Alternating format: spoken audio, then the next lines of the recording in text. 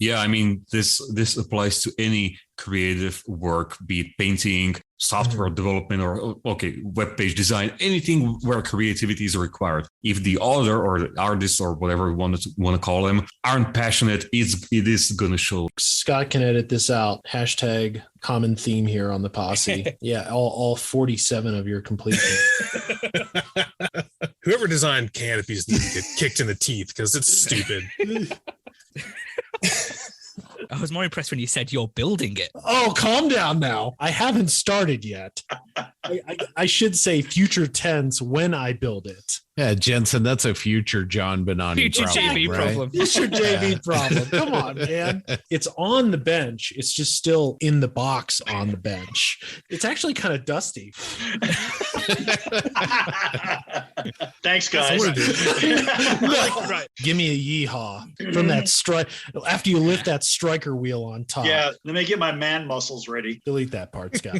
TJ's a renaissance man. I mean, he's the steam fitter that has tattoos, but he's also like our grammar marshal. That was fun. That was a good day. Just want my roast beef, curly fries. He said it so loudly. He did. He did not use his inside voice. Are we ready? Send it.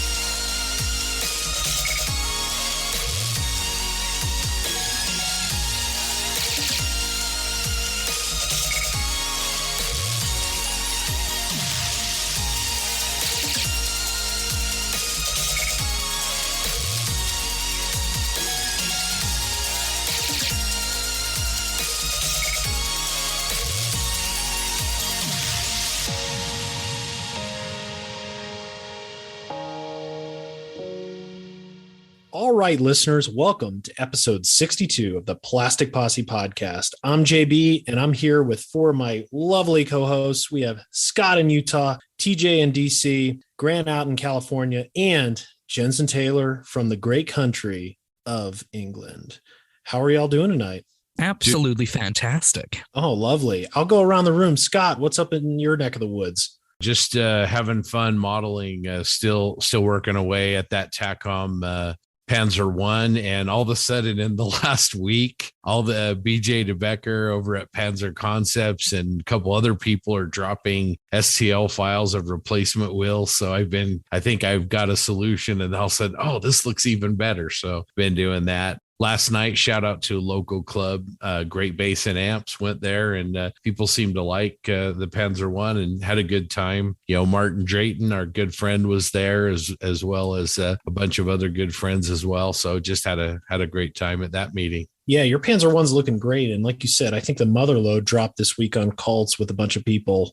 Great timing because, Scott, you took the time to sand or fill and sand the ejector pin marks on the wheels. You bought a set from Spain for wheels, and now you have prints from BJ as well. Yeah. By the way, if anyone out there is interested, FC Model Trends would not recommend their replacement wheels. For those, the design was good, but man, the print was awful. I mean, all the hubs were full of uncured resin. The prints were all incomplete. None of the wheels were round and true. So yeah, that was disappointing. But BJ's STLs, I printed a plate of them, and they're fantastic. Really, really good. So if anyone's got a 1/16 scale Panzer One or a 35th scale for that matter, and you need some replacement wheels, recommend those. I think the STL was John, $5 on Colts. Yeah, it's pretty cheap. And what's nice is they come pre-supported. So that helps out a lot. Yeah, it was great. First print was perfect. So yeah, really, really liked it. But yeah, it's a fun kit, trying to add a lot of different textures and everything so that it doesn't look toy-like, but actually enjoying it a lot more than I thought it was going to when I started. Nice. It's looking really good. So I'm going to continue over across the pond to another person that has a 1/16 scale tank in their near future. Jensen, how are you this evening? I'm really, I've just woke up, so I'm full of energy. Are you good? I'm good. Yeah, really good. Got all sorts going on. New job, new career. So that's something exciting and looking New forward you. to. Yeah, new year, new me, new everything. Yeah, no modeling though. I've not done anything, but it's now things are starting to quote unquote get back to normal, and some sort of normal life is resuming. Slowly, the urge to come back and model is rapidly approaching. Like I said, after we finish recording, I'm just going to get the room sorted. I've got like a new cutting mount, from Tankcraft to put on the bench, new glue base holder that I finally have in my hands now. Took a year. It took forever. And then when I got out a few at Telford, it's like, still got to wait till January to get it. But yeah, the urge is coming back. Like I say, I've got a 1/16th FT17 we're all planning on doing at some point.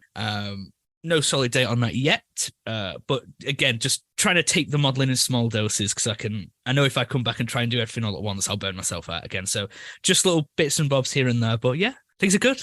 Things are really good. I think it's worth mentioning maybe the kind gesture, a fine gentleman dropped off your load. Yes. Luke Carswell from Black Rifle Model Works came all the way from the Midlands just to drop my Telford haul off, which I said, I was like, you do not need to drive like 2 hours just to drop some models off. But no, he came up, we exchanged some kits, we had a nice chat, it was fun. And again, I cannot thank him anymore for his generosity, considering like he could have he's got a new dog, he could have spent the time at home and he goes back to work soon. So of all the things he could have done, that wouldn't have been what I would have done on my day off. But yeah, super nice guy. So I thank him a lot for that. Can anybody here go for a hamburger right now? Oh, I'm starving. Yeah. Is that a Snuggie you have on? It's a blanket with sleeves and a hood. Don't mock me. The viewers can't see me. That's cheeseburgers and cheeseburgers. Yeah, cheeseburgers. I thought this was a safe space where we didn't have to wear clothes. Evidently, it is not. You dress for the job you want, not the one you have. Exactly. Cheeseburger Snuggies, man. That's all the Cheeseburger rage. in paradise. It's the future. Oh man, never sacrifice comfort for looks. Never. Going back across the pond to the opposite side of the country, Grant, how are you out in California? Staying dry? No.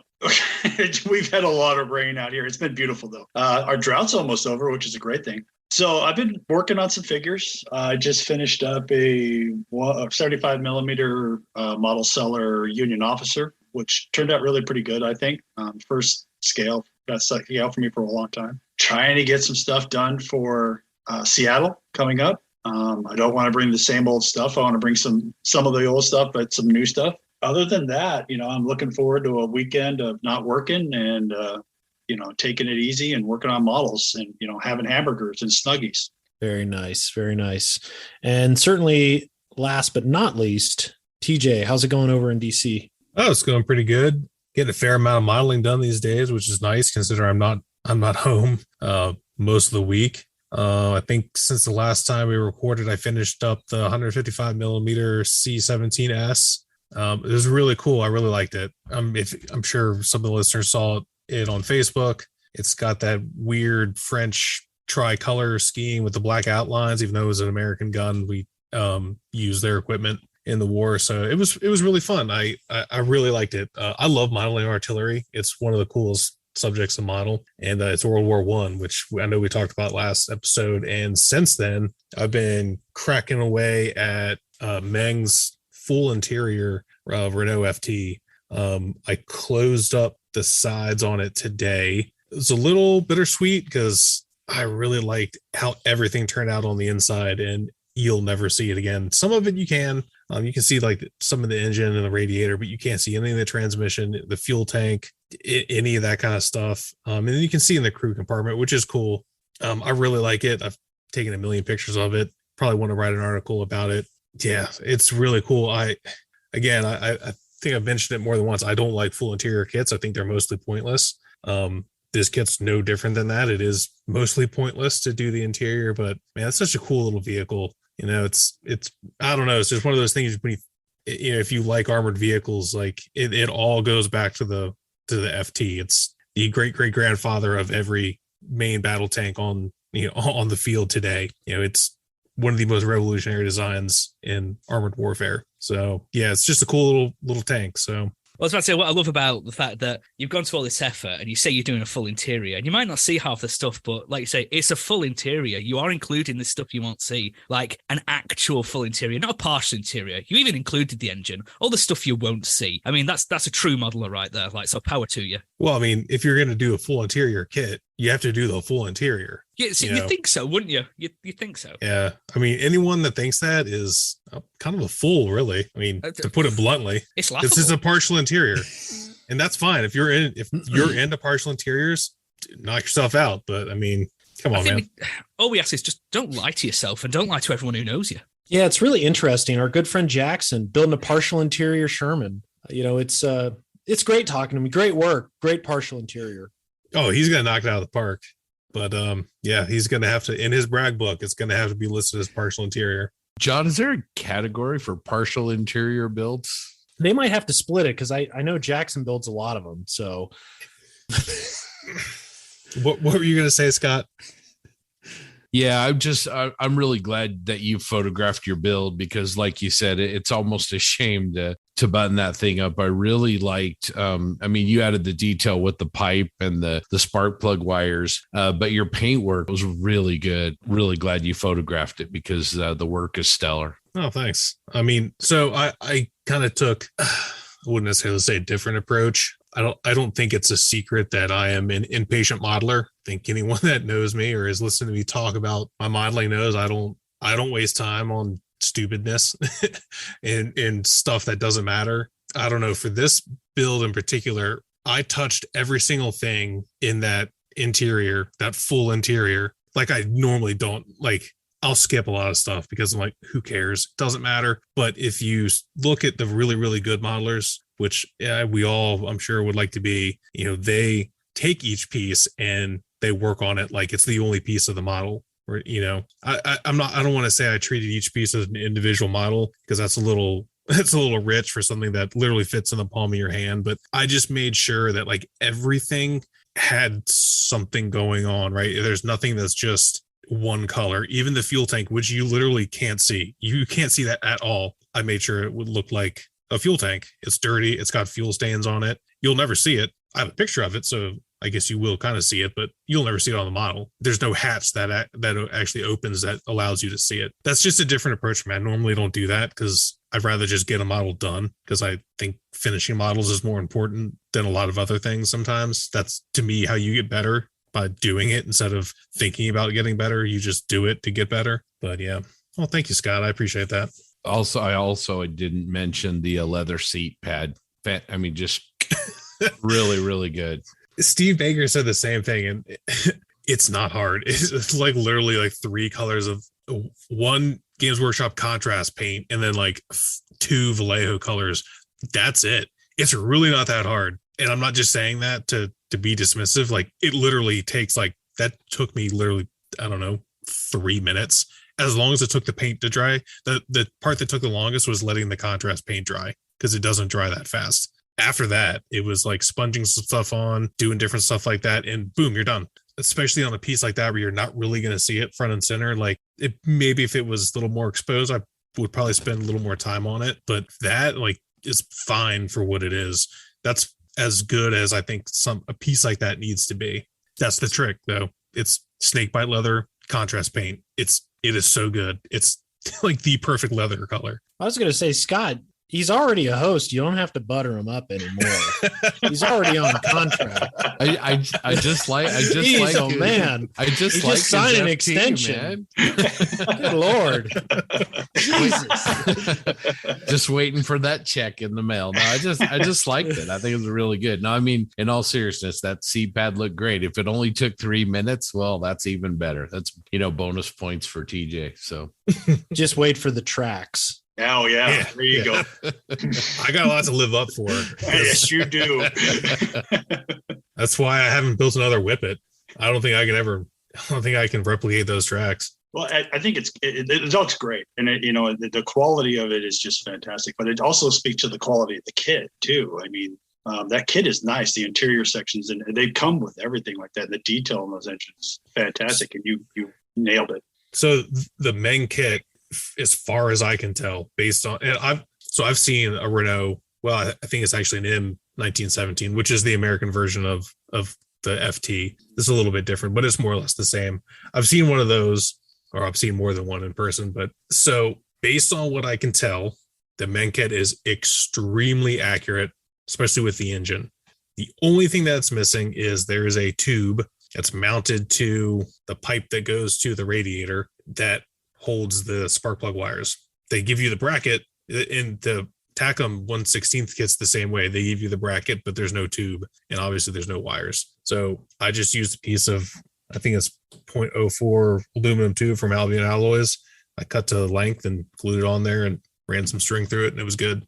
Nice. And I think that this is a really great lead into our first discussion topic. And it really is, you kind of. Whoa. No, What? I don't think so. What? One of the group hasn't really told us what he's been up to and, what he's been working on. So let's back up there, Sparky. Jeez. I've struggled to get some bench time in the last 2 weeks, but when I have, I've been working mainly on two projects. The big Tacom 150 ton OI from the Japanese. I wouldn't say it's a what if, because apparently it did some trials, but there's only, circumstantial evidence of its existence on paper. No photographs outside of that, but it's a cool kit. It's big, it's a beast, and I'm going to do it as a what if captured Marine Corps vehicle. And special shout out to iBones Models, Ian Bonner. He sent me a Marine Corps figure from Panzer. So he's leaning up against, it could be a building, it could be a Sherman.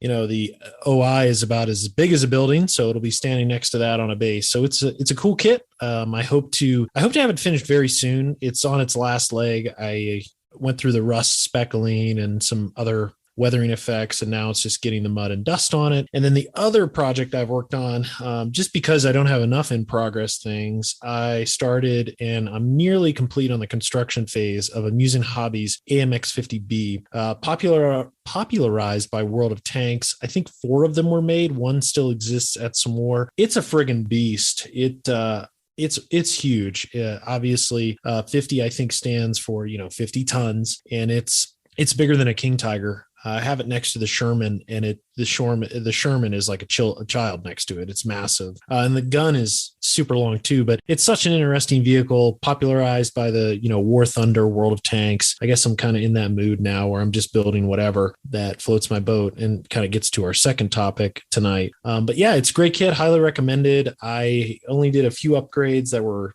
self-inflicted, I guess you could say, but you don't need to. But it's a super nice kit, and I hope to have it painted soon. The question is what scheme I'm going to do. But yeah, that's what's on my bench. Well, it seems like our guest that's coming up a little later in the show, I think he had some things to say about that. So we'll let everybody stick around to hear that. Yeah. And speaking of our guests, so first time introducing him, Martin Kovac, Nightshift. He will be our special guest tonight. Scott and I, with Jackson, a frequenter of the pod, sat down with him at a lengthy discussion, and it really ties into our first discussion topic tonight I'd like to have with my co-hosts. And it's really around love your work. And we always say, don't fall in love with your work, but you should love your work. And I think it's exemplified by the conversation TJ just had talking about the howitzer, this FT. You can really see the true passion in the subject, in modeling. And I believe, and this is what we're going to talk about, I think that shows through work. I think when you build a subject that you're potentially not committed to, you run into issues, you're just not having fun. And I believe that influences the end result. You can really see it when a project's forced. So I'll just start off with an example.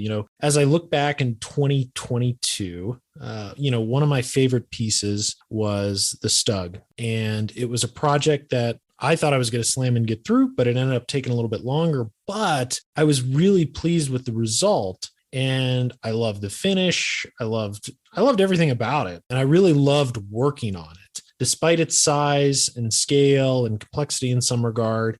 And just a lot of painting. I feel like I still have carpal tunnel from it, but I enjoyed it. And I see the same with a few projects now.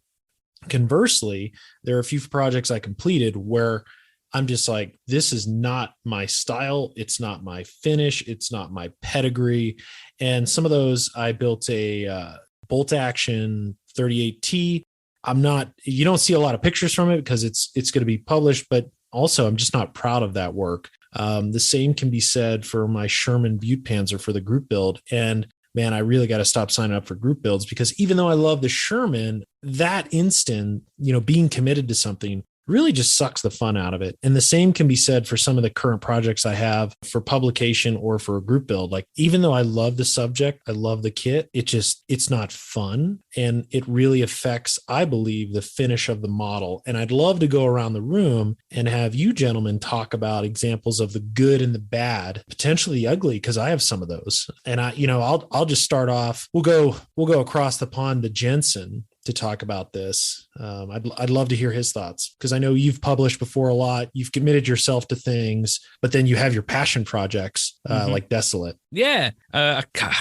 kind of agree with pretty much everything you've said. You can tell when there's a project you absolutely love and you have passion for, because usually you'll get through it with good time because you're eager to get back to it. For me, it's evident when I've got a project that I'm not loving because it just won't get done, and I'll find any excuse to not work on it. Bit like the Meng Jumbo at the minute. Projects I have loved, I think, have been evident, like the Model T ambulance vignette. That got done in pretty good time. I love the finish. Desolate. Granted, there was a bit of a delay between actually finishing the Mac kit and the scene, but again, once I'd got on the roll with that, I flew straight through it. Fell in love with it. Like you say, don't fall in love with your work, but love your work. I do love the work. Quite a few of my vignettes, I love them. So projects that you really love, and obviously the love comes from the enjoyment of doing it and working on the project, and sometimes finding new challenges and new techniques and all this stuff along the way. Yeah, it clearly shows in the finish and what you present to the world when, say, you post these online or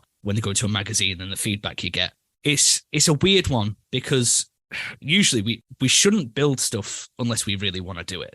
And sometimes you can start a project like, I love this subject, I love the manufacturer, I know the scheme I'm going to do, it's going to be amazing. And then like a couple of days into build, you think, I have no love for this. Like this Jumbo I'm building, absolutely love the Jumbo. It is an awesome tank, but for some reason, and I don't know what it is, there's just no love there for it. I'll get back to it. The love might come back, but really love the paint finish. Don't get me wrong, I love the finish I've got for the paint, but the actual project itself, there's no love there. So I'm not going to force the issue. Like you mentioned, I think when you force it, it shows in the finish, or you just don't finish at all. And then you kind of become resentful of the project. But yeah, kind of just everything you said is when you love a project or you have the passion for it, it just reflects, and you don't intend for it to. It shows the love that you've had for it. That's what I think. Yeah, no, I 100% agree. Desolate, great example. And to be honest, I forgot about the ambulance. That's another good one where, even though it was for publication, I think it was probably a passion for publication in that regard, where it was like the pinnacle. Like, I love the finish, and then damn man, it gets the cover. So it's like icing on the cake all throughout the, build, paint, finish, publish. And it's just such a good feeling where you say on the other end, I hate to bring it up, but the Tomcats, but I only bring it up because I respect you a lot for this. Most people, they'll take a commission build and they're very proud of that. A client, people love saying client, and hey, you know what? More power to you. But it does sometimes suck the life out of you. And I think it's really important. And I respect you a lot for recognizing that and separating yourself from it and getting back to the joy of the hobby, and not being confined to a deadline, to a subject, to a certain way. Because I've even heard like, oh, I want it done this way in terms of technique, and it's like, oh, it's counter style. And it might be a sour subject with you, but I think it's a great moment for you to reflect on and be proud of, because you recognized it and you're like, you know what, I'm gonna be happy. New year, new you, man. So I think it's a good example. Yeah, exactly. Like I said, yeah. Slightly going off subject, commissions, people might love the idea of them. It's like, oh, I'm getting paid to model. It's not as simple as that. It simply isn't a case of build what you want and I'll pay you for it. It's just not. You've got very specific. It's going to be subjects that you probably really do not like. I'm not a fan of the F14. And yeah, those, it got to a stage where I was thinking, I cannot work on these. I'm not going to, I just can't do it. There was nothing of everything I had to do when I was working at the time. I was like, I would rather go and do my 10-hour shift than come to this bench and work on this right now. I'd rather earn the money doing that. And I think, like I said, recognizing what isn't enjoyable for you is very important. for your mental health and the enjoyment of the hobby, because don't bog yourself down with commitments. And even if you've committed, you can change your mind. Some people are okay with that, but some people aren't. But just set out what your intentions are or how you're feeling. Yeah, just do what makes you happy. Simple as that. Yeah, 100%. I'm going to segue over to TJ. I think I've seen a lot of passion in your projects lately, but I'm certainly remembering a few that probably you didn't enjoy so much, but maybe just expand on some that you've loved lately and maybe others that, you've just grinded through. Well, I think the king of projects that I've loved was the composite Sherman Last Chance. Probably some of my best work. I love that thing. Jackson has it, and sometimes I miss it. Actually, I miss it a lot, but Jackson's pretty great, so he deserves it. And that one was kind of weird because it was stressful. I wasn't building under a time crunch, but I was reporting to the owner of Asuka while I was building that, and that's kind of stressful because it's their new kit, and I'm building it essentially for them. And I don't know. I love that build so much, and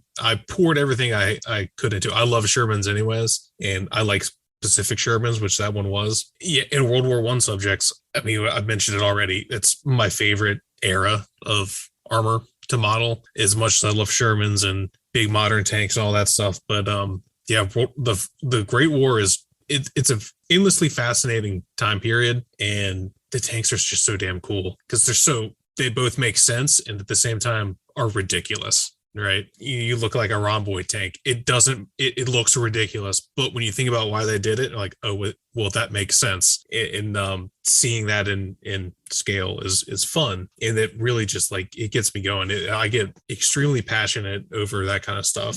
I'm kind of curious what you think I didn't like so much. Now you're going to put me on the spot. I just had it in my mind. I mean, there's been several where I just don't give a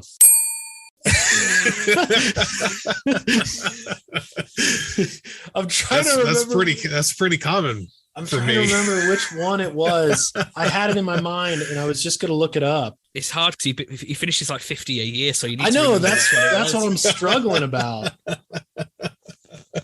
Okay, so I feel like the yak. I felt like you lost a little momentum there, and I threw the towel, and that was so like that. Yeah, that's the perfect example. That's the one I was thinking of. Yeah, I mean, look, I like the yak. I mean, I screwed up the canopy because canopies are dumb. Yeah, I was really into that project too, and then I was like, I just got to get this damn thing done. Right, you lost love of it, right? Yeah. I built it. I finished it. It's in the case. I've taken it to one show. It didn't win anything, of course, because of the canopy. Because again, canopies are dumb. Yeah. I mean, we can go look at my crap that I haven't finished yet. Stuff that I've just. There is one build that I did that I was not into, but then actually turned out really good, and it's the Austrian armored car. But with the caveat that I was into it, I am interested in it. It's a World War I armored car, so it's all automatically great. But that was built for publication, and like you were saying, like it's essentially a commission build, right? I got to pick out of a handful of things. I chose that one, so I did get to choose it. But I was super into it when I first opened it, and then I just lost it, and I was like, I just rather literally do anything else than build this damn thing. The person I built it for, I think, he emailed me more than once asking, hey, nicely, but hey, when's it going to be done? And I was like, look, I don't know. I'm trying. Super understanding, but I'm sure, he wanted to get it out there, and I don't blame him because that's his job. So I finally got it done, and I literally pushed through like a weekend. I slammed it. It went from, I don't even think being built it wasn't even done being built like on a Friday night. I finished it, and then it was done by Sunday night, and I wrote the article for it. And it's actually really good. I love that. It turned out great. It's dusty, which I typically don't do very well, but this one turned out pretty good. It's won a couple of awards, so that's cool. It's been published, so that's cool. It was free, so it's even cooler. Yeah, that's really the only one where I was kind of like forced to do something and just didn't like doing it, but then at the end it was okay. So Grant, coming over to you, Mr. Figure Painter, tell us everything. You hit spot on, like Sir Jensen said, but I do want to contradict Mr. Jensen on one thing. When I'm really in love with a project, it actually takes me longer because I'm focusing so much more on it. So I do go a little bit slower, and I do find extra time to work on it. So some people speed up because it's what they want to do. They're happy about it. I kind of slow down a little bit because I'm at that where I want to keep building it because I love the project or I love the subject. For my likes this year, I keep on, it's been mentioned 1,000 times, but my Manos bus that my friend Scott has was probably my favorite. And that started out as just I tried to print something large in 3D, and then it ended up being something I fell in love with as I worked on it, which was a fun build. Stuff like that. I'm one of those guys that when you're building, I dive deep into a subject. So I'm reading all the time. I'm reading about it. I'm reading, and I'm trying to do 1,000 things. And sometimes that screws me up because I overthink it and I'll push myself away from the project. And I have to really watch myself when I do that because I don't want to do that, especially subjects that I love as figures, Civil War, Warhammer, all kinds of figures, fantasy figures mostly, and stuff like that. So I have to really watch myself that I don't push so hard that I push myself away. Things I've done that were hard and I'm still working on, I guess, would be one is I'm doing a T-54 US Super Heavy from Dragon or Black Label. And if you like Dragon, I'm going to ruin your day. I hate that kit. I literally hate that kit. That kit, the road wheels, you can't get them straight. I've made a jig and I've tried everything to get those things straight. Can't do it. Tracks are crud. There is such gaps in that vehicle that I spent probably half a can of a putty just trying to fix gaps. I'm still working on it. I really am. But it's one of those projects where I don't know why I'm doing it anymore. And I think I should take, a page out of Jensen's lifestyle right now and say, I'm done with it. Push it away. Just do something you love and go on from there. But, you got to push sometimes. You got to do some things you don't like. It'll make you better. Sometimes you do things that you don't like that end up being fantastic. Like TJ was saying, one of the things he did is that the car, he thought he got it through in a week, and it's been published and all these other things.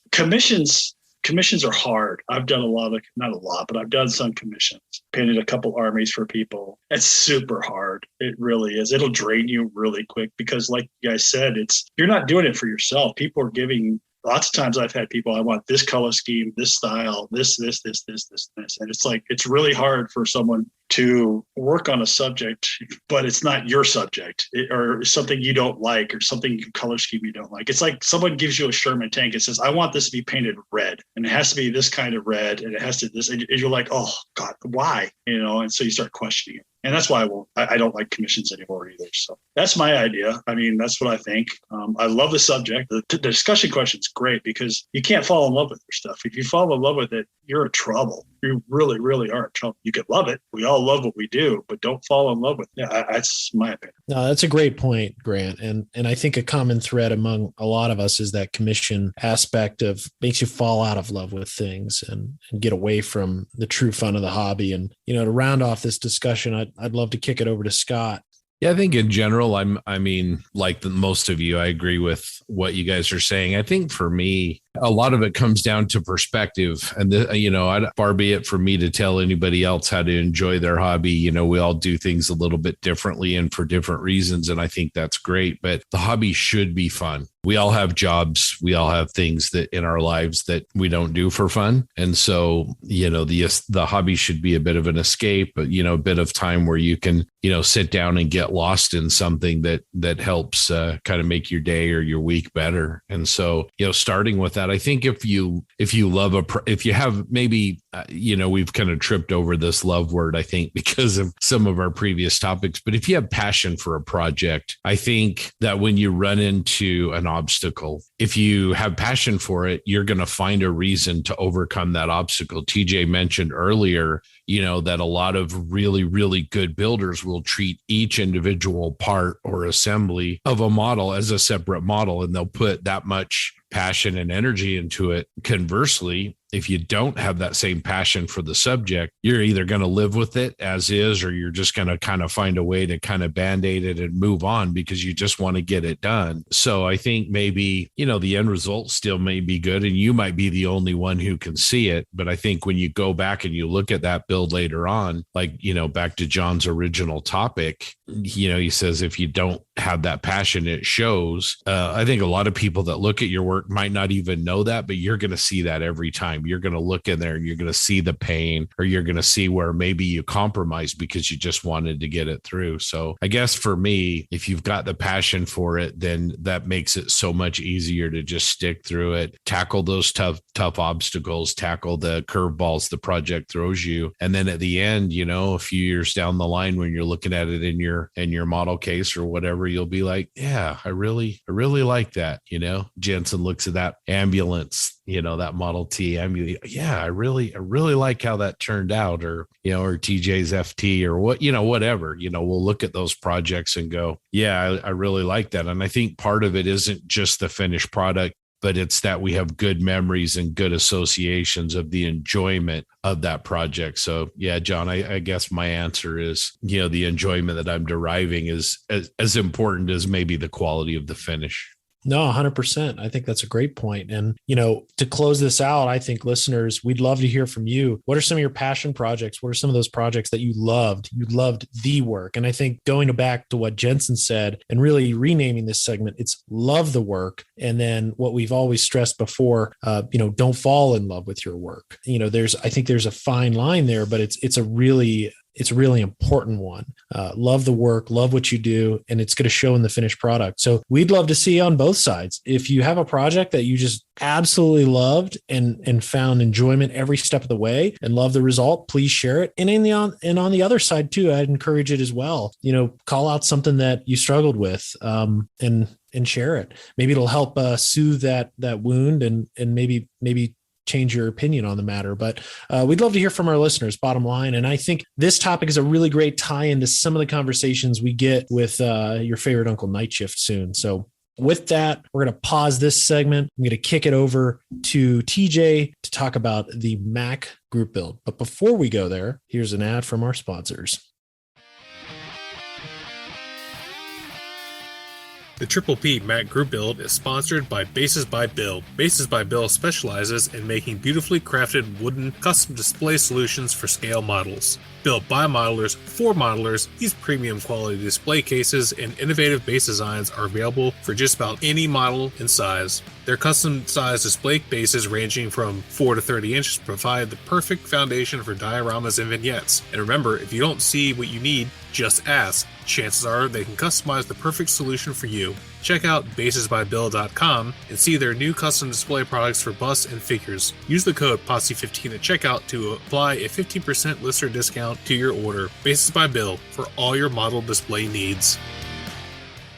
All right, so taking a look over at the Mac group build, it's going pretty good. My current build for the group build is the Nutcracker. It's been painted olive drab. It's kind of staying there. I know we talked about it last episode. I'm kind of letting it marinate for a while and just kind of doing other things like we've already discussed. But as far as some other work going on, there's some good stuff. So, we got to start with Cliff Herring and his awesome Mark 44. He had a little snafu with nicking a piece out of it with his cutters, but he fixed it. If it was me, I wouldn't even fix it because that's just how I roll. But his attention to detail is insane. And it's tip of the hat to him, because a lot of people either would have just ignored it or given up because of something like that. But he pushed through it and it looks awesome. There's a Falc being built by a guy named Gerald, and it's pretty awesome. It's like tan with natural metal panels on it, and it's pretty freaking sweet. And if we're going to talk about Falcs, we already mentioned Luke. He posted his, and I told him, and this was no BS either, like that's getting saved in the reference photos for inspiration, because it's like a dark grayish kind of black with like a maroon red and stripy camouflage with a skull on it, and it's friggin' dope. Those colors work really well together, and that's a color combination I have not considered, and I think I'm gonna have to steal it. I'm probably not gonna put it on a Falc, but I'm gonna put it on something. It's pretty sharp. He did a great it's awesome job. The dust on it's great. It's a good build. I love it. Well, like I said, that one got saved into the inspiration folder. Lin Young is working on, I'm not exactly sure which one it is. It's one of the flying ones. I don't know if it's the Hornet or I can't remember what the other one is. I have one too. But he is turning into like a anti-grav version. So I think normally there's rocket bells on the bottom. So he removed those and he put on, when they were being designed, they were ping pong balls that Co used. That's what's on the bottom of a Falc. They're not actual ping pong balls, but that's what they were molded on. So that's kind of what he's done on his. It's pretty cool. God bless you. That's a tough kit. Good luck, and I'm sure it's going to turn out pretty good. Well, we're talking about the Mac group builds. I know Grant, you had posted this, but I just wanted to shout out Link getting out of the hospital. I know he's feeling better because we're starting to see model pictures from him again. So it's great to see him not only back and feeling better, but starting to throw some paint on some plastic again. Yeah, he's doing a lot better. I talked to him today. He did put a video out of the Luna Gons he's working on, and it's turned out really good. He's weathering again, and that thing is looking superb. It really is. And hey, Link, we're all really glad you're out there, and the posse has said like thousands of great things about you, and can't wait to hear your voice on the show again. Thanks for that special note, Grant. Now it's time for feedback from some of our favorite listeners. Thank you so much for writing in. We really appreciate the comments. It's extremely motivating. And here's Scott for what they've said. Well, our good friend Doug is under the weather, not feeling well. So we're missing him tonight. So I'm going to step in and try and do our feedback. So our first piece of feedback is from our good friend Ray Davis. He says, "G'day, Triple P crew. Listen to episode 60, and Grant asked the listeners how their 2022 was for model building. So Ray's best moment was getting to attend the Canberra Model Show. It was the first show that he's ever attended, and the models there were absolutely phenomenal. He said it was great to catch up with Craig Everson and then David Goldfinch, Ian, and Sam Dwyer from On the Bench. He's excited to get to meet those guys. Sam's from the book. Oh, the Sam Dwyer. Wow. Well, I mean, this feedback is wow. You got to meet the Sam. Just kidding you, Sam. Somewhere around the world, I'm sure our good friend Sam is gesturing towards his speakers right now. His goals for 2023 are to spend more time at his bench and complete more models than he did in 2022. And he wants to attend the Scale ACT show in Canberra and even the Melbourne Model Expo, which I guess is quite a large show. He says, take care, stay safe, and build more models. Kindest regards and respect. So it's good, you guys. It's really good to hear from Ray. He's a longtime listener of the show and supporter. So sounds like he had a great time meeting friends. Great guy. Yeah, I mean, I guess meeting Sam would be kind of cool. I mean, he's all right, I guess. Yeah. He's an okay modeler. Hey, Ray, thanks a lot for the comments. Meeting the Sam Dwyer it was big for us, trust me. Got some books signed, and he's so modest. It was like meeting Brad Pitt. It was. The girls were screaming, underwear was being thrown. It was crazy. But that was just Jackson. Okay, that was good. That was good. That was a good one. That's staying in. Yeah, it was. That was really good. Hey Ray, only thing we ask is you start showing put some pictures up on the thing what you're building. We'd like to see what you're building, and if you have any questions, please reach out to any of us. We're here to help, and keep it up. And it's really nice to hear from you.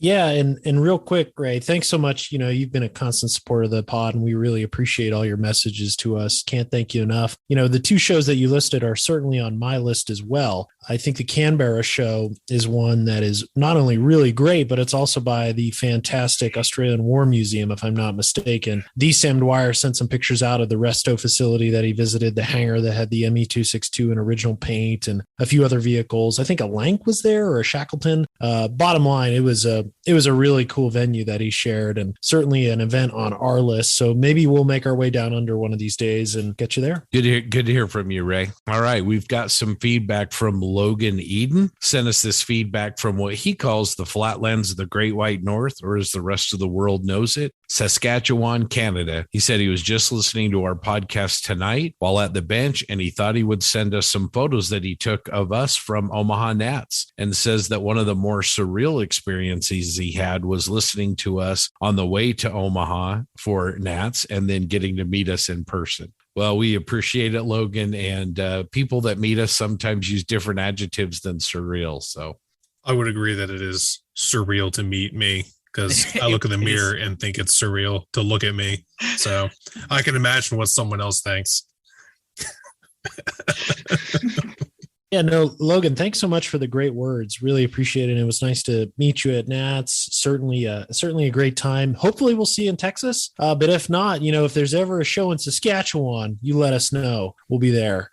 All right, we've got feedback from Peter Earhart. He writes in to say, I've been listening to the show for the past few months and I'm almost caught up, and I can't thank you guys enough. Your discussions on the effects of the hobby on mental health have really resonated with me, as this hobby has really become an escape as I've grown older. I'm 25 now and I've been modeling for about 15 years. While traveling, he also dropped into the hobby town on Mockingbird Road in Dallas and wanted to do a hobby shop shout out. He said he had a great interaction about the hobby with a guy named Andrew, who I guess was quite helpful. They talked about the hobby, techniques, kits, products, you name it. So he just wanted to get the word out to the community. It's a great shop if you're in the Dallas-Fort Worth area. And he also wants us to keep up the great work on the pod. And lastly, he has a question. He says his primary genre is aircraft, but lately he has also enjoyed armor. He currently has a Tamiya Tiger 1 in progress, and besides all the road wheels, he is absolutely loving it. He's looking to push himself with weathering on it, and since most of his experience is with building aircraft, he wondered what we would recommend as kind of the basic essential products to have on hand for weathering. So let's start with JB and just kind of move around the room. What are a couple of essential items, JB, that we need to get Peter to pick up for his weathering? Yeah, Peter, great question. Thanks so much for writing in. I'm actually looking over at my bench and I have the 3 products that if you had to buy 3 products, I would recommend these to start off. I'm going to say MIG ammo, oil brushers, 3 colors, dark brown, Starship Filth, and Dust. I believe you can spend less than $15 on all those 3, and that is the basic starting point for weathering. You can do streaking, washes, pin washes, filters, speckling, even chip paint potentially. OPR work. Those 3 colors are extremely versatile, and honestly, they can cover any type of base coat. If you're going to go for a cooler finish that's maybe like a gray, Panzer gray, I'm saying, or even a desaturated olive drab or a green in that case, you could use Starship Filth with the Dust. If you're looking for more warmer hues on the Tiger 2, for instance, that you mentioned, the dark brown, or sorry, you mentioned Tiger 1, any tritonal scheme, oil brush or dark brown as a wash or a filter can also be a great warm tone to give enriched shadows and then also help with the hue of the vehicle, give it that warmer tone. But yeah, that's my recommendation. Those 3 products. Oil brushers, I think, they get mixed reviews, but I'll be honest, they're one of my favorite products. And when you're thinning them, you can use mineral spirits, which is a little aggressive. You can use odorless enamel thinner from Ammo. You can get that. It's a little not pricey, but if you're looking to save a little money and just learn and experiment, I would recommend Terpenoid from Michaels. You can get a coupon offline, go there, buy some Terpenoid. I don't find it that hot, and it performs really well over an acrylic finish. So those are my top 3 weathering. I guess you could say that's the essential products I use on every build. I'll yield the floor. TJ, what advice do you have? I mean, I agree with John. Those are 3 of my most used weathering products too. If you want to if you want to do like some sort of mud effects and build up volume, which if you're doing heavy mud you can't just do that with oils. The volume is not there. You can just use pigments. I'm not the biggest fan of pigments unless I need to use them. And the best way to do it is kind of just do what Mike Rinaldi says, get a light, a medium, and a dark, and make 3 mixes. Mix the light one with mostly light and some medium, and then take that, add more medium for your medium, then take that, add more dark for your dark, and you can get a wide range of mud colors. And then you need a fixer. I like using like Ammo pigment fixer. That's what I use pretty much exclusively. There's others out there. Mike Rinaldi says to use whatever thinner you're using. I don't really subscribe to that. Just use pigment fixer. It's easier, I think. Yeah, and just those 3 oil colors that John mentioned, they're great. They're awesome for just general it'll work. You know, if you get more specific into something, then yeah, you can start looking for other things. But you know, just a couple of different pigment colors for if you want to. You don't have to do mud. I don't typically do a whole lot of caked on mud because I don't like doing it I don't like using pigments. But yeah, that's what I would say. Yeah, that's real quick. I just wanted to mention TJ brings up a really good point. I personally am not a fan of using thinners to fix pigment. I think pigment fixer is really important. I know that some people say X20 from Tamiya or potentially mineral spirits. I don't find that they have bite, and if you touch them, it will fall off. Pigment fixer is the way to go, I think. Just, you know, word of caution: once you drop it on, don't touch it while it's wet, and it'll lock that in. And if you get a little, you know, semi-gloss satin sheen, just hit it with some flat coat, and you're good to go. That's really good advice. You know, before I hand the baton over here to Grant and Jensen, you know, I'm going to go really, really basic. I think the pin wash is the easiest of all the weathering techniques to learn. You know, just get a nice thin, you know, usually an enamel wash if you painted your model with acrylics, and do a pin wash. It's a super easy technique to do. And I think if you're getting started in weathering, I would go that way. And then I like the metallic pigments from Ushi or from AK or Ammo. You can get a little sculpting brush, which is like a paintbrush, but it has a rubber tip, and they're generally designed for people to sculpt, you know, clay or something like that. And you can use those and put, you know, a little bit of metallic pigment on your tow cables or your machine gun barrels. It's a nice little touch. I think it'll add a lot to your armor, give it kind of a little bit of a metallic look. So yeah, I would say those two things as you're getting started are really good, simple products to use. They're you know, not as difficult as maybe some of these other techniques. Grant, what do you think? What's some advice you can give to Peter? Well, you guys covered all the basics that it's really needed. I'm going to jump back a little bit farther. I'm going to say, since we talked about pigments, oils, pin washes, one of the best things and it's not that expensive to do, is get a good pair of clippers and some nice paintbrushes. Your basic 1, 2, 3s. If you have good clippers, or side nippers or whatever you want to call them, you can make your work a lot easier, make it a lot nicer. Decent, cheap, you know, the files, you can buy 100 of them off of Amazon for dollars or cents, and a decent paintbrush. You need a decent paintbrush to do a pin wash, in my opinion, but they're not expensive. Get a small tip, 1, maybe a 00 or something like that, and, you know, have at it. I think we all tend to go a little crazy when we get to a level when we're building. So I think just keep it easy, keep it simple, and have some fun. Oh, that's always good advice, especially when you're starting out. You don't want to get frustrated. Jensen, what advice would you give Peter? It's hard, really, because a lot of it's been mentioned. There's a couple of products I've just picked up off the shelf here that I think are really good entry level, just straight out of off the shelf products you can buy. I think for a nice general light mud soily color for weathering, MIG Ammo Heavy Mud Thick Soil. It's AMIG 1701. It's very thick. It's an enamel product. It's very, very thick, but I think the color of it is just perfect for general dust accumulation or very light soil or dirt. It's really good. It's thick, so it will go a long way. It blends very well, so you can dry blend it well, but you can also thin it down with thinners and create a nice accumulation of dust. That's an amazing product. I use this on the Grant I did. Love it. I think it's now my go-to light dirt dusty color. I also think MIG Ammo Earth AMIG 1403. That's quite thin. That's a very thin enamel weathering effect. Again, it's just such a good earth color. Again, for accumulations around details or the blending of dirt to the upper surfaces of models. Because it's thinner, I like to apply it and then dry blend it because I'm just not a very good wet blender. But it's also good for dioramas and stuff for blending and such.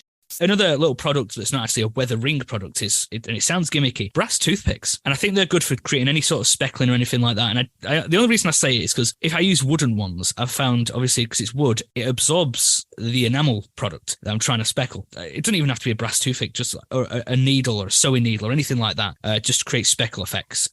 Speckling effects can drastically change the finish of your model. You can use it kind of everywhere with different colors, different tones, different products, like with oils or enamels or whatever. And speckling is very underrated, but an incredibly effective technique. So yeah, they're just off the shelf products. They're kind of a staple for what I do. I think they're good, and they're relatively cheap as well. The only downside is these don't have a very, very long shelf life. That's the only downside. But yeah, they're my go-tos. That's great stuff. And Peter, one thing I would add is if you're not already a member, join the Plastic Posse group on Facebook. There's a really very interactive community there. You can post pictures of your work, ask for advice, and you've got some amazing, talented modelers, and it's a great group, very positive, and you get a lot of good feedback. So do that as well. And I think that'll help you. All right. Well, thanks, guys. Really, really good tips. Last piece of feedback comes from Tyler Shepard. He says, hey, guys, I just wanted to let you know your recent episode was great and wanted to give you a few comments. I loved how you guys pulled up your favorite builds from other modelers from the year. I hope in 2023 I can build something worthy enough to be mentioned. I also just wanted to touch on you guys talking about getting burnt out. 2022 was a little bit of a rough year for me. I don't think I completed a single build. Part of it was due to 2 moves in a year as I got out of the military and transitioned back into civilian life. I got a new job and found a new place to live in Michigan. But the other side of it was being afraid that I couldn't top my Mang F18E build, which is my favorite build that I've done. I would mess up on one model, drop it, and then move on to another and repeat. So I finally got my new workbench set up in my new place, and I'm building again. And I've been feeling a lot better mentally and emotionally again. Sometimes you just need to step away for a bit and realize why you do the hobby. Stay safe and keep up the good work. I want to start with Grant on this.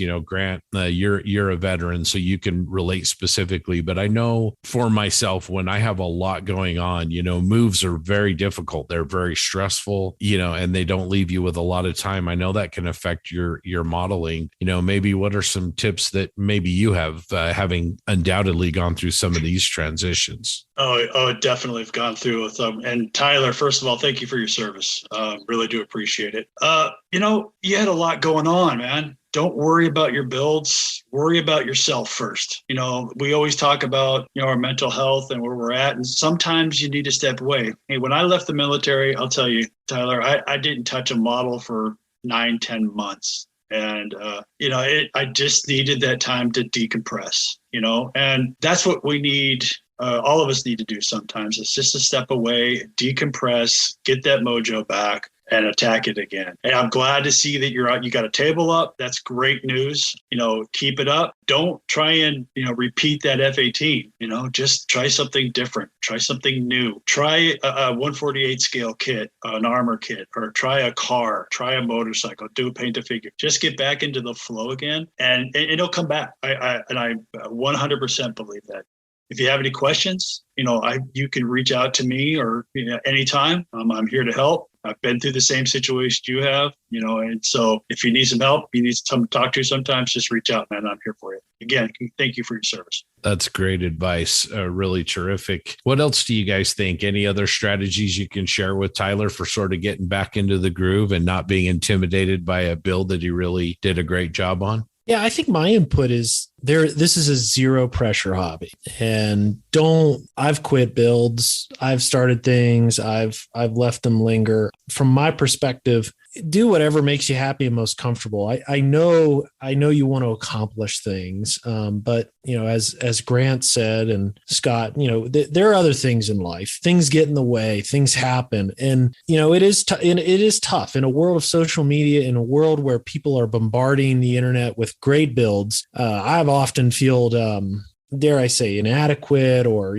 fallen behind. And you put this undue pressure on yourself. And I think, from my point of view, is it's easy to say don't do that, but maybe try things that help alleviate that stress. Take every day, take every month, every day, any type of progress. And sometimes you don't even need progress. And this is where if I didn't complete a build, I'd be a little sad. But if you're reading the forums, if you're looking at pictures of your buddy builds, it's okay to not complete anything. I mean, I've been there. Graduate school, or school in general, I should just say, new job, moving, all things life oriented get in the way of this hobby. And I think the way of making that feeling worse is to put the pressure on and say, I need to do something. And that's not always the right answer. Take it at your own pace. And if it kind of goes back to our our first point, love the work, do what you love. And sometimes things get in the way, and don't be disappointed. It's just come back in 2023 and heck, start a new kit. It's okay. It's like $40-$50. It's not a big deal. So that's my take. Maybe I've just gotten a little bit more relaxed, I guess, because there was a point where I would put undue stress on me. But now I'm like, hey, if it gets done. If not, I'm good. Yeah, that's great advice. And focus on the positive. Go to a model show. If there's a club near you, there probably is either an AMPS or an IPMS club. Join that, find some buddies, go to a model show, look for inspiration. Like John said, it's no pressure. It should be about fun. If your hobby's not bringing you enjoyment, just step away, leave the bench for a while, go find something that, makes you feel good, grab the golf clubs or a Frisbee or whatever. And then at some point you'll get inspired. You'll see a build or one of your friends will show you something and you'll get inspired and it'll happen. It's, there's a quote I try and think of frequently. It's from The Boy, the Mole, the Fox and the Horse. It's very simplistic. And it's just, imagine how we could be if we were less afraid. It's just that. Yeah, it's supposed to be fun. Appreciate that. And Tyler, hopefully that's helpful. Thanks to all of you that wrote in feedback. We had a lot more than that. Obviously, we can't read it all, but we do on the show. But we do read it. We do see it. We really appreciate it. And you can send your feedback and suggestions to us via email at plasticpossepodcast@gmail.com. 5, 4, 3, 2, 1.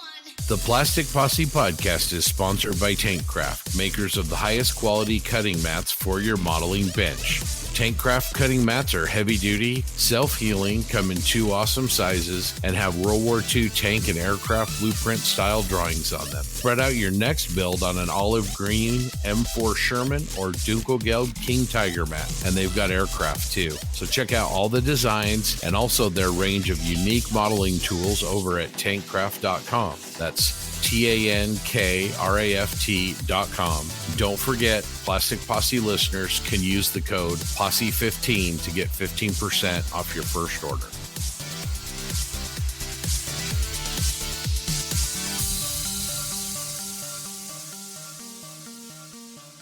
All right. So in the next month or two, we have a lot of shows upcoming, and a lot of shows the Plastic Posse will be attending. The first is Model Fiesta. It's Alamo Squadron's International Contest of Texas, held in New Braunfels, Texas, Civic/Convention Center on February 11th, 9 to 4:30. This is really close to the San Marcos location. And I know that's Darren from the Model Geeks home stomping ground. So I know there's going to be it's quite a show, and I would love to go to it. That's Rob Booth's area as well. Next up, we have the Northwest Scale Modelers Club's Model Mania at the Seattle Museum of Flight. This is a free show if you bring a model to display. Last year, I believe the count was over 3,000 models. This year, Jim Bates will be the show chair. Some of us will be given seminars. It'll be a really great 2 days. That's a true celebration of the hobby in one of the best locations a model show can be held. So I encourage you, if you are in the Pacific Northwest, if you can get a cheap flight in, I strongly encourage you to take a trip up to Seattle and enjoy the spectacle, because it really is. And it's a really big social show. There are no vendors, there are no contests. So there's just models and modelers underneath the M21 Blackbird. So highly recommend it. And there's also Emil's Hobby Shop nearby. So highly, highly recommended. We'll be there. Another event, not necessarily a show, but something that we'll be participating in, the Model Officers Mess 48 and 48 group build from Models for Heroes. That's from March 10th to March 12th. It'll be online. We'll be streaming live. I think Scott picked up the torch for the U.S. contingent, and he'll be leading that effort. And then a lot of us will be supporting that as well. I have a pretty straightforward 3D print for that, and it surely will be a great time. Next up in March, going towards the end, we have 2 big shows. Unfortunately, we have to choose. Commiesfest is on March 25th. That's the local Colorado IPMS chapter here. It's being held at the Wings Over the Rockies Exploration of Flight, which is at the Centennial Airport, not too far away from where a lot of us live in Denver, and we cannot wait to go to it. It's surely going to be a great show. It's a new venue than last year, but the facility is beautiful. They're going to have a barbecue food truck outside. I think they're going to have a dessert truck as well. So come hungry, come happy. It's certainly going to be a great show. They've expanded vendor tables tables from last year as well, because they're selling out so much. And Plastic Posse will have a table with Funfetti cupcakes. So if you're in the Colorado, Utah, heck, even Omaha, drive on over. It surely will be a great time on Saturday, the 25th. And then on the 26th, it's unfortunate for the Posse because we'll be in Colorado, but IPMS Hamilton is holding Heritagecon 15. It's on Sunday at the Canadian Warplane Heritage Museum. It is, I will say, it is the largest single day show in the world. It truly exemplifies the hobby. Alan Morrell and his team do a bang up job in hosting the event. The museum is second to none in Canada, has one of the only flying lengths left. And it is another one where thousands of modelers show up. It is the biggest event at the museum they hold a year. And they usually bring in an internationally renowned modeler to give classes. It's super jovial. They got reenactors walking around, the 501st Star Wars folks, truly a celebration of the hobby. Also want to add on February 25th is the Old Dominion Open in Richmond, hosted by the Richmond IPMS. Jackson and I will be there representing the posse, and the geeks will be there because they always go. And it's always a good time. And another one to shout out is the Atlanta Military Figure Society show, which is also /AMPS show. They do I think it's like a split show. That's in Atlanta on February 17th through the 19th. It's a pretty big show. I was invited to go. I don't think I'm going to be able to make it because of work, but if you are in the Atlanta area and want to see some cool models and figures, go check that out. Before we move on, the Seattle Museum of Flight show held by the Northwest Scale Modelers is on February 18th and 19th. With February and March on the horizon, there is a lot of great events all throughout the country and North America for that matter, where, modelers can stop by and have a great time. Has your stash become monstrous? Need cash or maybe some extra space? Or maybe looking to grow your collection? Trying to find that special or unique kit? Whatever your needs, check out hobbyswap.com. That's hobby-swap.com. Did we mention that Hobby Swap, you can list as many models as you want to sell for free? That's right, unlimited free listings. They also have lower price listing fees than any of those big named auction sites. And it's easy to use. Posting a kit for sale takes as little as 30 seconds. Hobbyswap.com. It's like going to a model shop every time you log on. Check out hobbyswap.com today at hobby, HOBBY-swap, SWAP.com. All right. Thanks, guys. If there's anybody out there that is having a local show that's not on our list and you'd like us to talk about it in advance, just send that in. Again, our email is plasticpossepodcast@gmail.com. We'd love to help you, get more people there and spread the word for you. All right. Well, I think it's time for our main interview segment. We have a returning friend. It's been a while since we spoke with him. We had a great conversation with everybody's favorite uncle, Martin Kovac. And I think this is a conversation you're going to really enjoy. And here we go.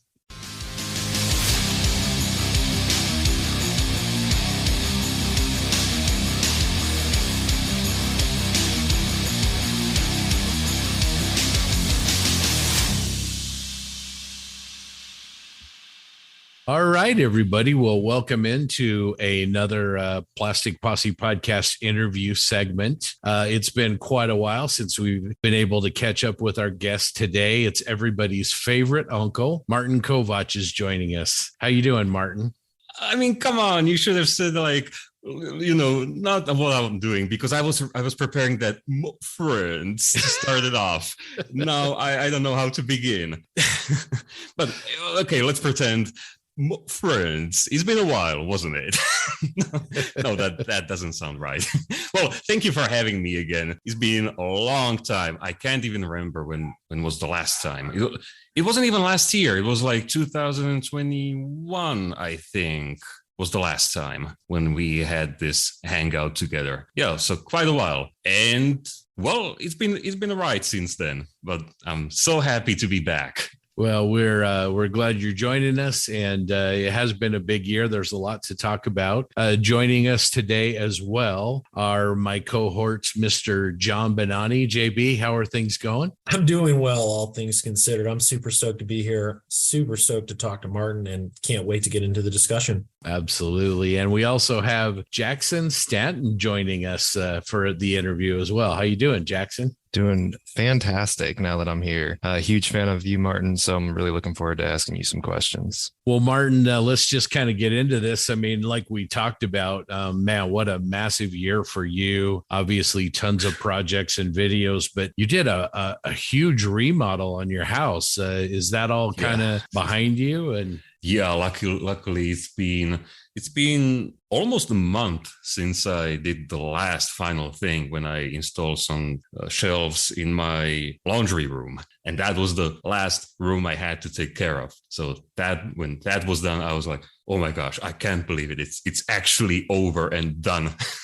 But I mean, it's not completely done. This was the most important part, but then there's the staircase, the entryway, but I kind of just postponed it to this year because, having all those contractors roaming around your house and when you're working from home, it disturbs your inner peace and everything, and you can't really focus. And you're constantly listening to what they are talking about and how they're complaining and everything, how when things are not going smoothly. And also, it's just, I don't know if it's just a European thing or Eastern European thing, or it's also in the US, but it's constantly like, dear mister, can we have a coffee?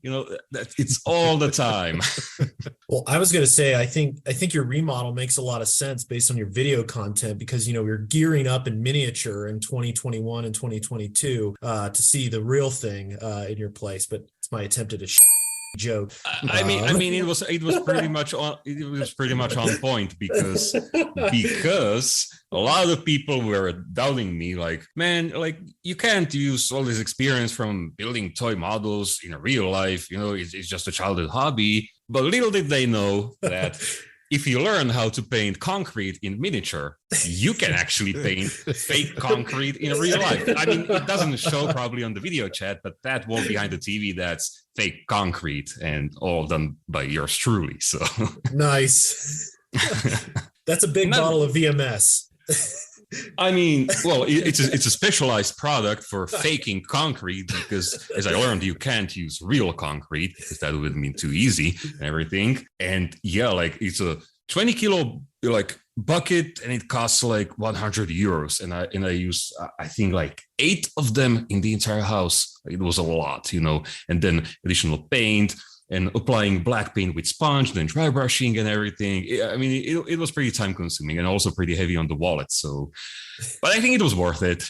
You should have done a video on that. I'd like to see that, the one-to-one scale techniques that you're applying there. If I wasn't all the time, like at the verge of a mental and also a physical breakdown because I was just so exhausted all the time, I would have done it. And also when I was doing all those that brick cladding, which is basically gluing one individual brick after the other, like they're cut from real old bricks and they're like 1 inch thick, and you have to glue them piece by piece and then add the grouting and everything. And that was also some, basic diorama skills put into practice. But it was also super exhausting. And, you can tell others like professionals to do this for you, but when you have a specific idea about how it's supposed to look and it needs to look like bad on purpose, then it's better if you do it yourself. If you have, clear idea about how it's supposed to look. So yeah, I had to do all of that myself and, I'm pretty proud. I think it turned out okay. The truth is he kept going over to the contractors, JB, and saying, basic modeling skills, bro. Well, the main thing is, I mean, on camera, it looks great. I did see your video that you did. So it looks like your space gives you room to breathe and it looks really efficient and livable. And I'm sure that's going to help you in 2023 and beyond. Yeah, I think it always helps when you have a cozy place where you feel right at home and, surrounded by things that, capture your spirit, or how am I supposed to say it? When you're living your Pinterest life, then, I mean, it improves your life quality and hopefully also all the work related stuff and everything. So we'll see, but I have high hopes for this year. Let's take a trip back to 2022 real quick. And you look at your evolution of modeling, your projects, I'd love to ask what are kind of 2 or 3 highlights from the year that I don't know if it was a eureka moment or this worked. I'd just be curious what what does Martin find these days as kind of like that level up? That's actually not very easy to answer, because when I look back, it all kind of blurs together. And it's, for me, it's not really about the individual techniques or, I don't know, new approaches to everything, but it's more about those experiences with specific models when I look back to those projects and I'm just like, yeah, I had a good time when I was doing that, like it wasn't like nothing was going out well, or I was stressed all the time, but those that I really, like remembering. And from all of those, the one that always sticks out is the rusty Volkswagen Beetle, which was just completely out of the blue, something totally different. But basically, it was related to everything we do as armor modelers. And maybe it was just because the model is so tiny and you don't really have too much to do on that model, even if you want to employ all those special techniques and fancy stuff and whatever. But that was like, I think I can't remember if it was less than a week or slightly over 1 week from start to finish, but it was just, good time from start to finish, from opening the box to finishing the small vignette. That was just really cool. And if we want to talk about something like progression, I think it was really just minor stuff, small, I don't even want to call them improvements or anything. But when I look to 2021, basically when we're talking about dioramas or landscapes, the most ambitious thing I could do was just to take a block of styrofoam, cut it into a rectangle, and then build the terrain over that. And this year, those dioramas became way more complicated, at least vertically. We had the trench diorama with the EA7V, and that was just, you had to compose the entire trench, although it's just a straight line and nothing special. But, the slope behind it, the terrain depression in front of it and everything, and it all kind of had to work together. And then, like a level up from that was the IS2 diorama with the fallen bridge. And that was even more complicated because it was on an oval base and it needed a lot of planning. And you keep playing with these styrofoam mock-ups and large blocks and just trying to figure it out, how it's all going to fit together, trying to imagine the final composition, because I haven't done dozens of dioramas in my life. I'm not some kind of diorama veteran or something. So when I'm composing, it's still really hard to imagine the finished scene. And I'm always thinking like, is this going to be enough? I mean, when I have just a plain block of styrofoam, I'm thinking, is this going to be interesting enough, or should I add some terrain feature now because I would regret it later or something? And yeah, I think this was pretty huge when I, started like constructing those skeletons of those dioramas from multiple complex shaped pieces of styrofoam. Like it might look easy, but it's really not. And I don't talk about that too much in those videos because it's more like just most of the time you just keep staring at the workbench and, thinking about different layouts and everything. So there's really not much to show there. And people would probably find it boring. So I just jump straight into the action, like let's texture this and everything. So this was pretty huge. And what did we have then? Epoxy water, right? Right from the start of the year. I think in January was the 1917 diorama. That was completely epic. Like that was one of the most intimidating things for me because it's a medium that's completely alien to a regular armor modeler. Like where do you need epoxy resin in armor modeling? Maybe except headlight lenses or something. But that like covering basically the entire scene with a lot of resin. There's so many things that can go completely wrong, and it just clicked, immediately right off the bat. And that was pretty sweet. And it gave me not just confidence with this medium, but actually I became passionate about it. Because then what did we have then? The IS2 diorama with the fallen bridge and the river, Panzer of the Lake, that's basically 75% just epoxy water. And that small portion of the creek in that winter scene with the Panzer 38T. And that actually, I mean, it's not much, but it's probably one of my favorite vignettes that I've done. And that was just completely like I just rolled with it. I had no planning for that scene. I had no ideas. So I just, okay, let's do a standard cliche composition, and let's see how it all turns out. Because after all, it was a model for a friend, and you never care about models you do for someone else. No, but I mean, seriously, that was just like, I just rolled with it. And wow, I mean, in 3 days, the whole scene was done. And I was like, okay, this actually turned out pretty good. Even with the epoxy resin and everything, and even the scenic snow, which is, that's one of the more complicated things. And that's the other thing. As I'm talking about it, I keep remembering those small steps forward. Scenic snow, that's another thing. Back then, I only did one small scene with some snow, and I mean, it was 100 scale, so you can't really, do something exceptional there. And this year, there was the KB2 diorama, which turned out horribly, if you ask me. I completely, ruined it with the snow because I was really just rushing it. That diorama, I think I was finishing it sometime Thursday afternoon, and I just had to finish it because I needed to edit the video so it would be ready on Friday. So that was completely rushed. It didn't turn out as I hoped it would. And what was the other snow scene? Oh yeah, the Panzer 38T. That turned out pretty well. So yeah, basically everything was just, in diorama department, because that's still something new to me. Armor, not so much. You can't really, reinvent the wheel or something, or rediscover America with armor modeling techniques. Yeah, or maybe you can, but not last year. Maybe this year will be the year.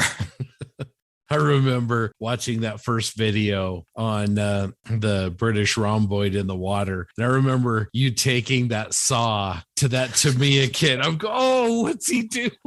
Yeah, that was like, it's all or nothing from now on. I mean, you were 100% in at that point. Committed. But totally. then, man, it's just that is one of my favorite pieces of yours. I mean, it's probably hard to pick, but I love the way that turned out. And the water, the muddy water really set such a tone, a mood to that piece. It just really, really turned out great. Thank you. I mean, that was also pretty interesting. All that mindset behind the whole diorama and everything.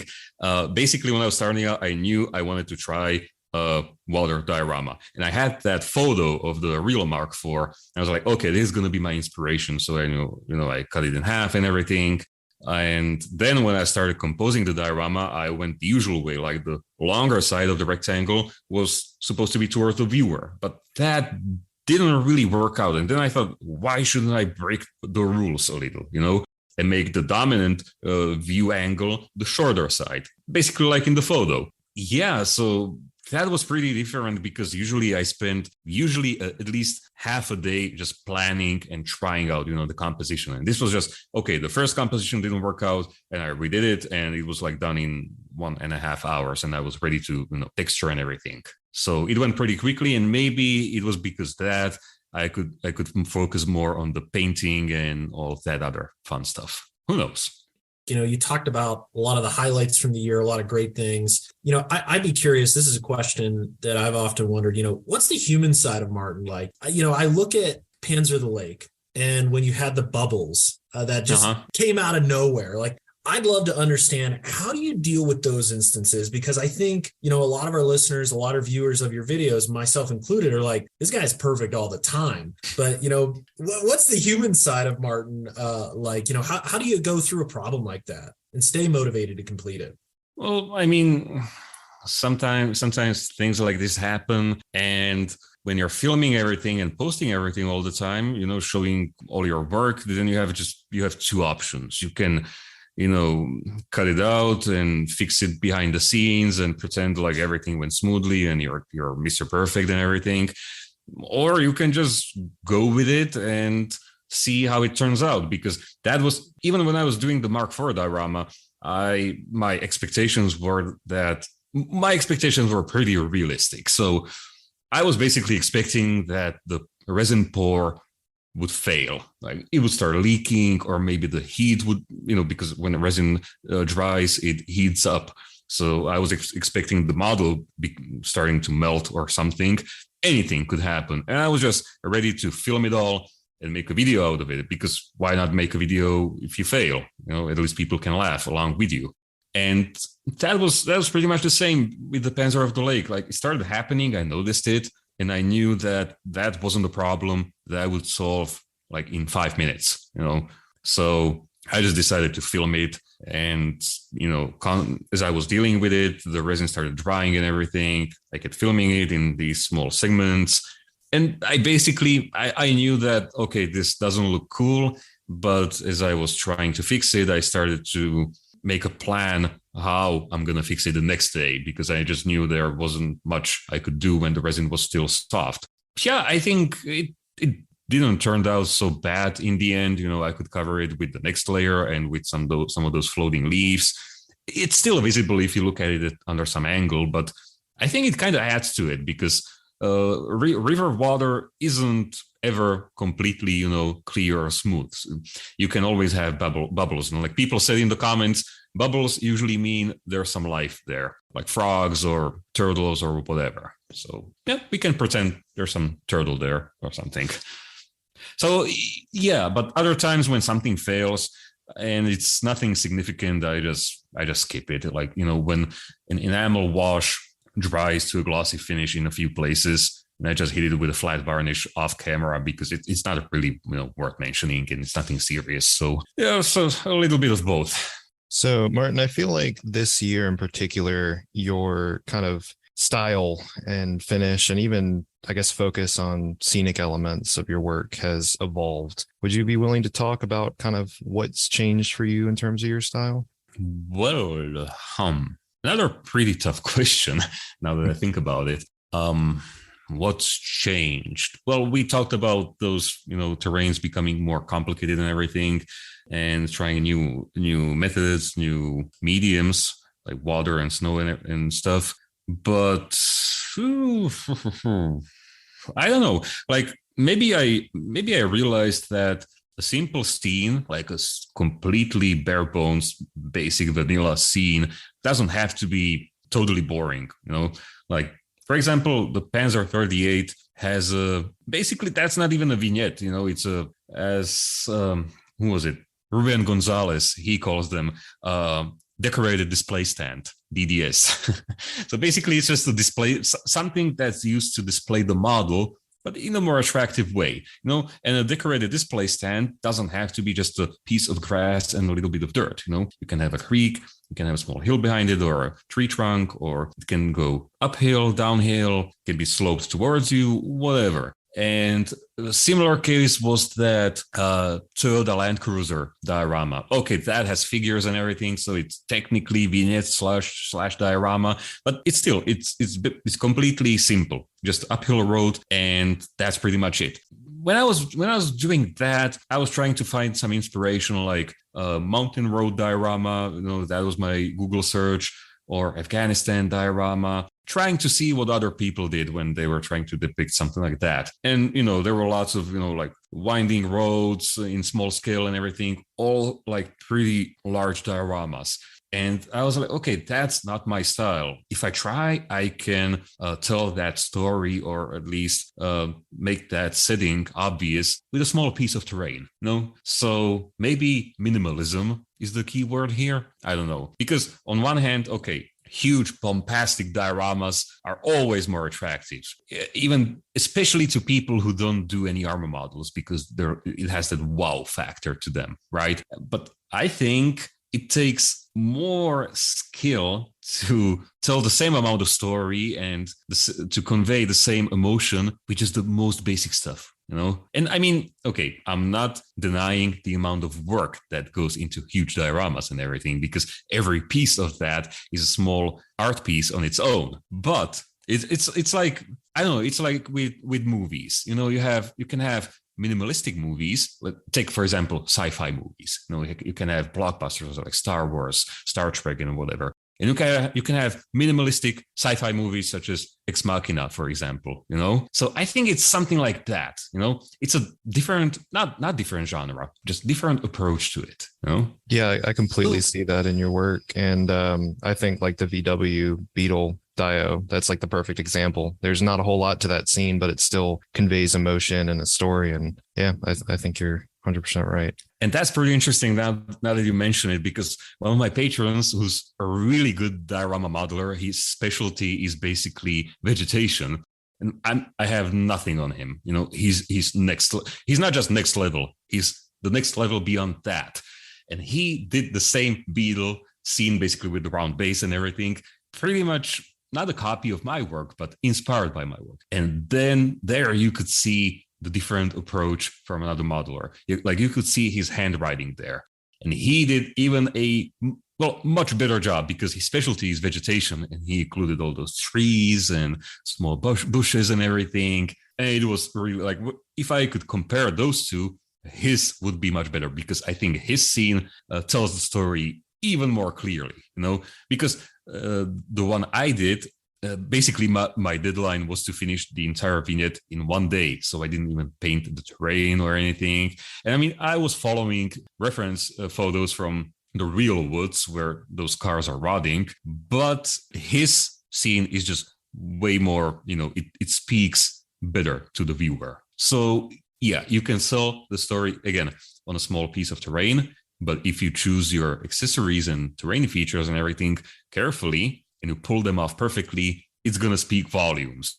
Basically, you'll be able to tell the same thing as a 1 by 1 meter huge diorama with 80 figures and 10 tanks. Well, and that goes back to what you were talking about with your composition, focusing in on the composition, doing more with less, and, telling the same story with fewer elements. Even if that other diorama, you admired it, you said it was kind of better, but yet is still inspired by your work. And so the storytelling element, the aspect that you put into that, I think really was a success. And that's a great example of that. Well, sometimes you just have like, how should I put it? Like sometimes those dioramas just plan themselves, because you can take something completely simple, like a rotting car in a forest, and you just search a few inspiration photos from the real world, and you can just basically copy them, because it tells the story so well. It's actually much more difficult with World War II dioramas or any period dioramas when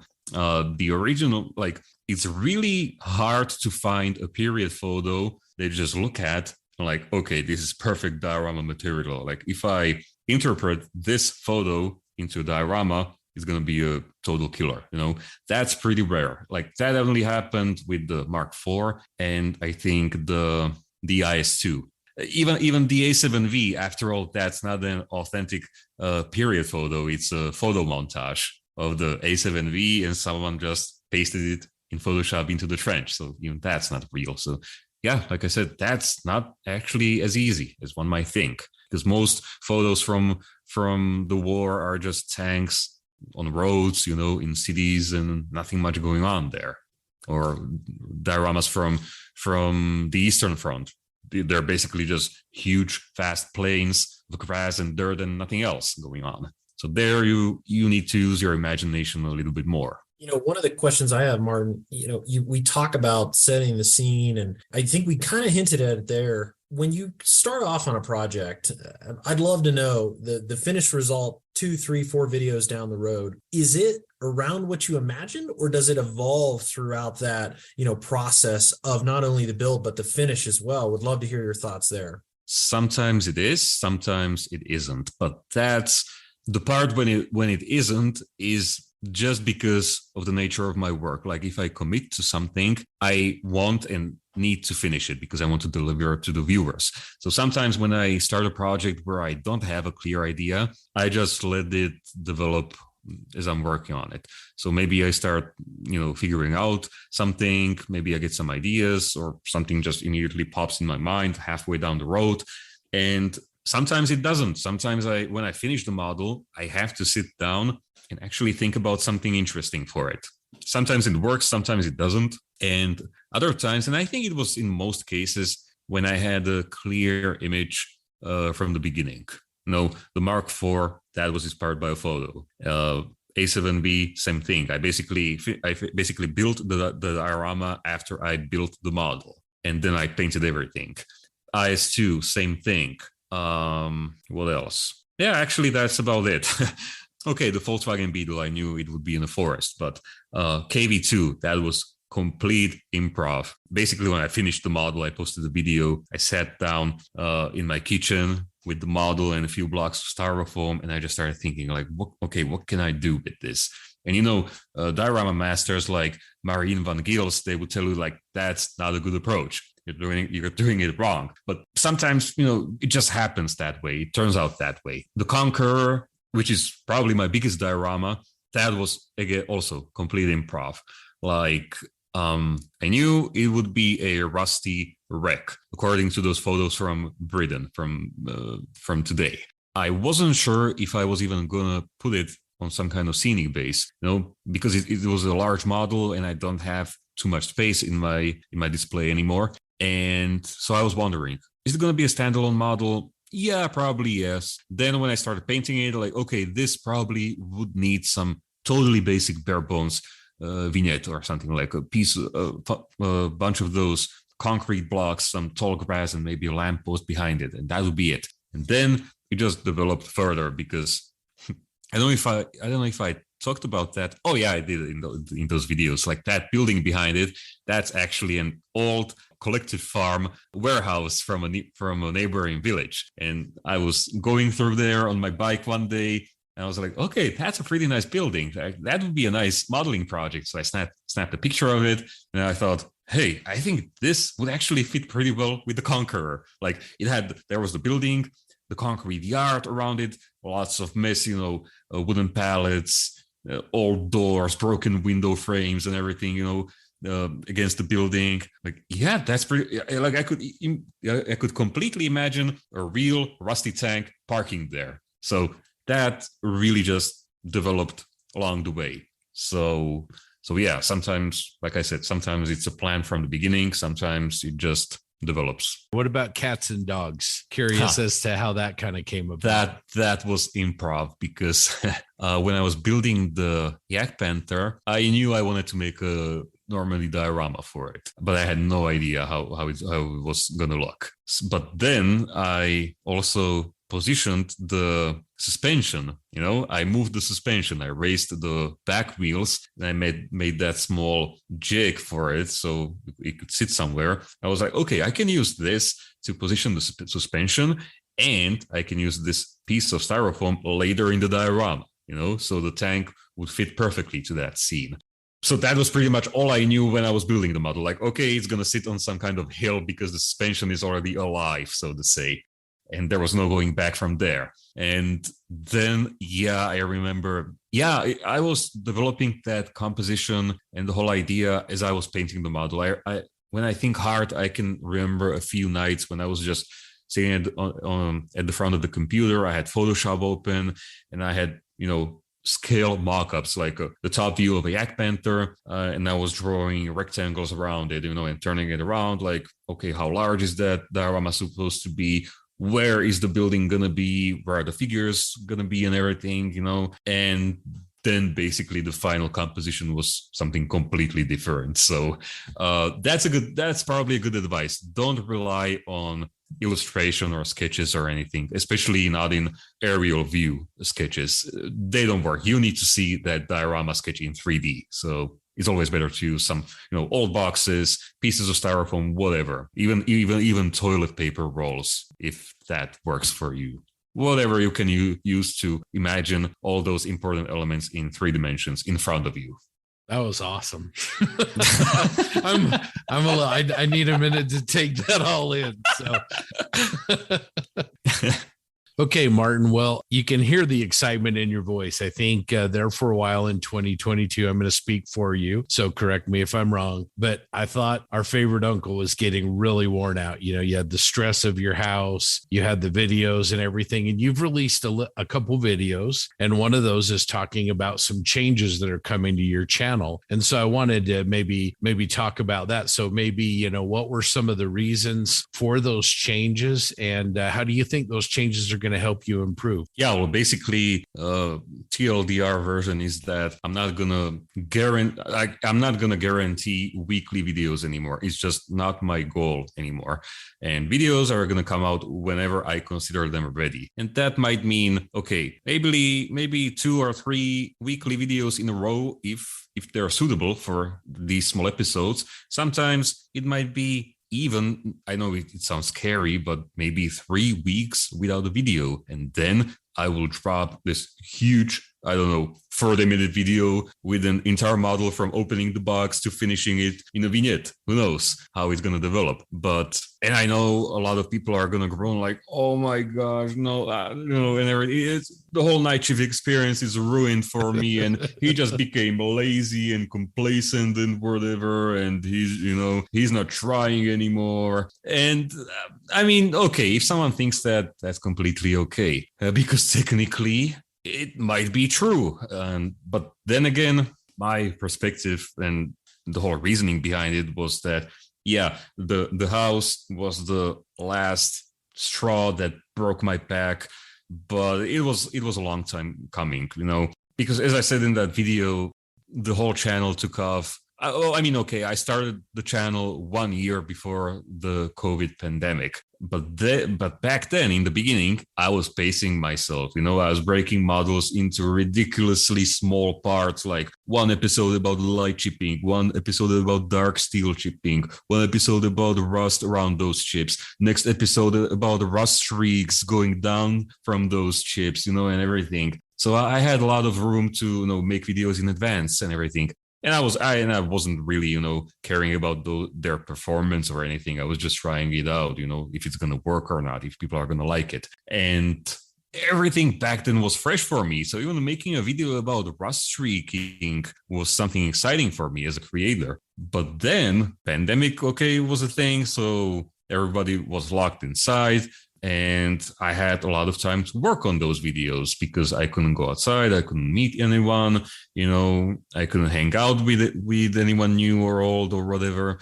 Basically, all I could do was just go to the nature because, that was the only place where you could go during the pandemic, into the forest or whatever, in the field. So I was riding bikes for, 2 or 3 hours a day and modeling for the rest of the day. I bought groceries on Monday and I bought so much that it would last me 2 weeks. So I had a lot of time to work on models and filming videos. So I started cramming more content into each episode and the workload started piling up. But okay, the views started increasing, the revenue started increasing and everything. So you have a lot of motivation to push yourself harder. But then everything just, thankfully, the pandemic ended and everything, and normal life started happening again, and it feels ridiculous to explain this to people because everyone besides me has a normal life. It's just something completely new to me, but, dentist appointments,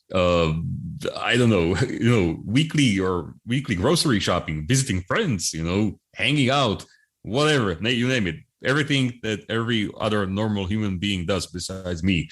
And yeah, I need and want to do these things again. And I just had no time for it because, it was becoming too much. I was barely making those videos in time. Like, I can't even count how many Thursday nights were spent editing those videos or like narrating around midnight, when I was half asleep, and then it showed in my voice, and then staying up until early morning so the video could be uploaded in time for early Patreon release.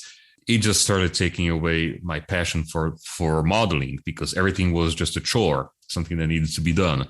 And the idea started becoming less original and everything. I became less ambitious, and it was all just basically just surviving from 1 week to the next and knowing that this cycle will never end. Because, okay, I completely understand when someone has a high stress, high paying job, like, for example, the IT department, programming or whatever. Sometimes you just have a lot of work and you need to go, 20 hours, nonstop. But then that's done, and you have several weeks normal stuff, where you can take a holiday for a week or whatever. But with me, this cycle of high stress, a lot of work never ended. It would go on forever, And during the holidays, I just had this, I don't know how you call it, epiphany or whatever. I was just laying on my couch, staring at the ceiling, and just thinking about my life. Like, okay, how am I gonna go further in my life? What I should do? What should I do? Okay, I knew what I should do, but there was always some problem blocking me from that, preventing that. And whatever I thought about, it always took me back to this, unbearable workload. Like, every problem that was happening in my life was because I was working too much. It came to a point when I received a message or saw a comment like, here's a challenge for you. When I saw that, I was like, dude, come on, my entire life is a challenge right now. Like, give me a break. And that's not a good mindset when you're thinking like that.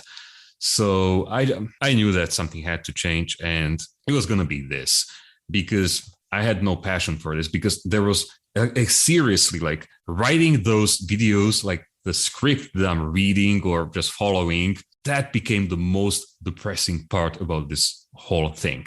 Because when you're breaking videos into segments, on one hand that those videos are not going to do as well as they would if you released an entire model as a one episode, because that's just more attractive to anyone. Even I enjoy, full videos, not something broken into episodes. And when you're doing this, you keep talking about the same thing all over again.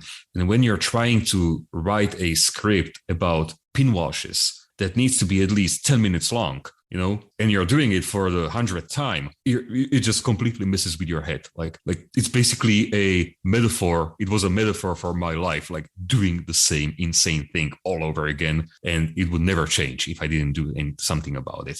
And I know all of this sounds pretty depressing. And let me tell you, it was. Like, I had more mental breakdowns last year than I had in my entire life. But I think it's going to be a good change, because even now, all those changes didn't even take effect.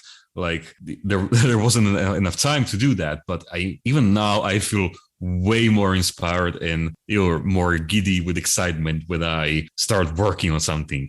Even today. Yeah, you can hear it in your voice. Literally, I mean, you sound different than the last time we spoke with you. You're excited, and that's what I was going to say. I think, of course, whenever the C word change, nobody likes it, right? Whenever there's change, some people are going to complain. But what I'm excited about as a long-term fan of yours is that you're allowing the work to be the work, and you're allowing the videos, your work to create and do things the way you want, rather than being a slave to the process. And I think that's going to have ramifications for your work. And I think it's pretty exciting myself. I hope so, because, I'm going to be a happier person for sure.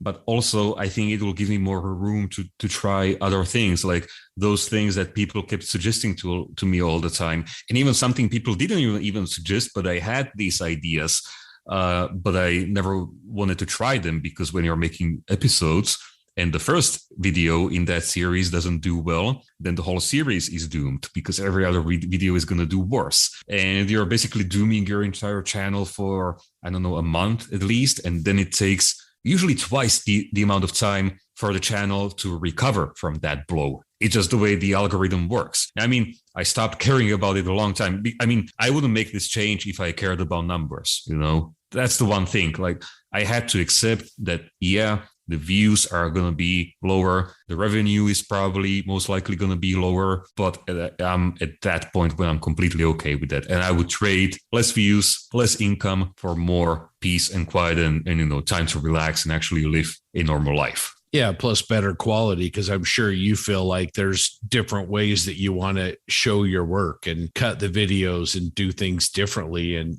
feeling a little more free to make those changes as you see fit. Yeah, because for example, one of my favorite videos from last year was the Winter Panzer 38T, because I released the entire weathering process as one single video, and it was just so enjoyable because I could talk about each technique for a minute, and not try to figure out new ways of describing the same thing all over again. And I mean, yeah, okay, someone who sees that video for the first time is not going to receive the same amount of information like from those older episodes. But then again, they can go back and watch those. I can reference those in the future or whatever. So I think it's going to work out. Yeah.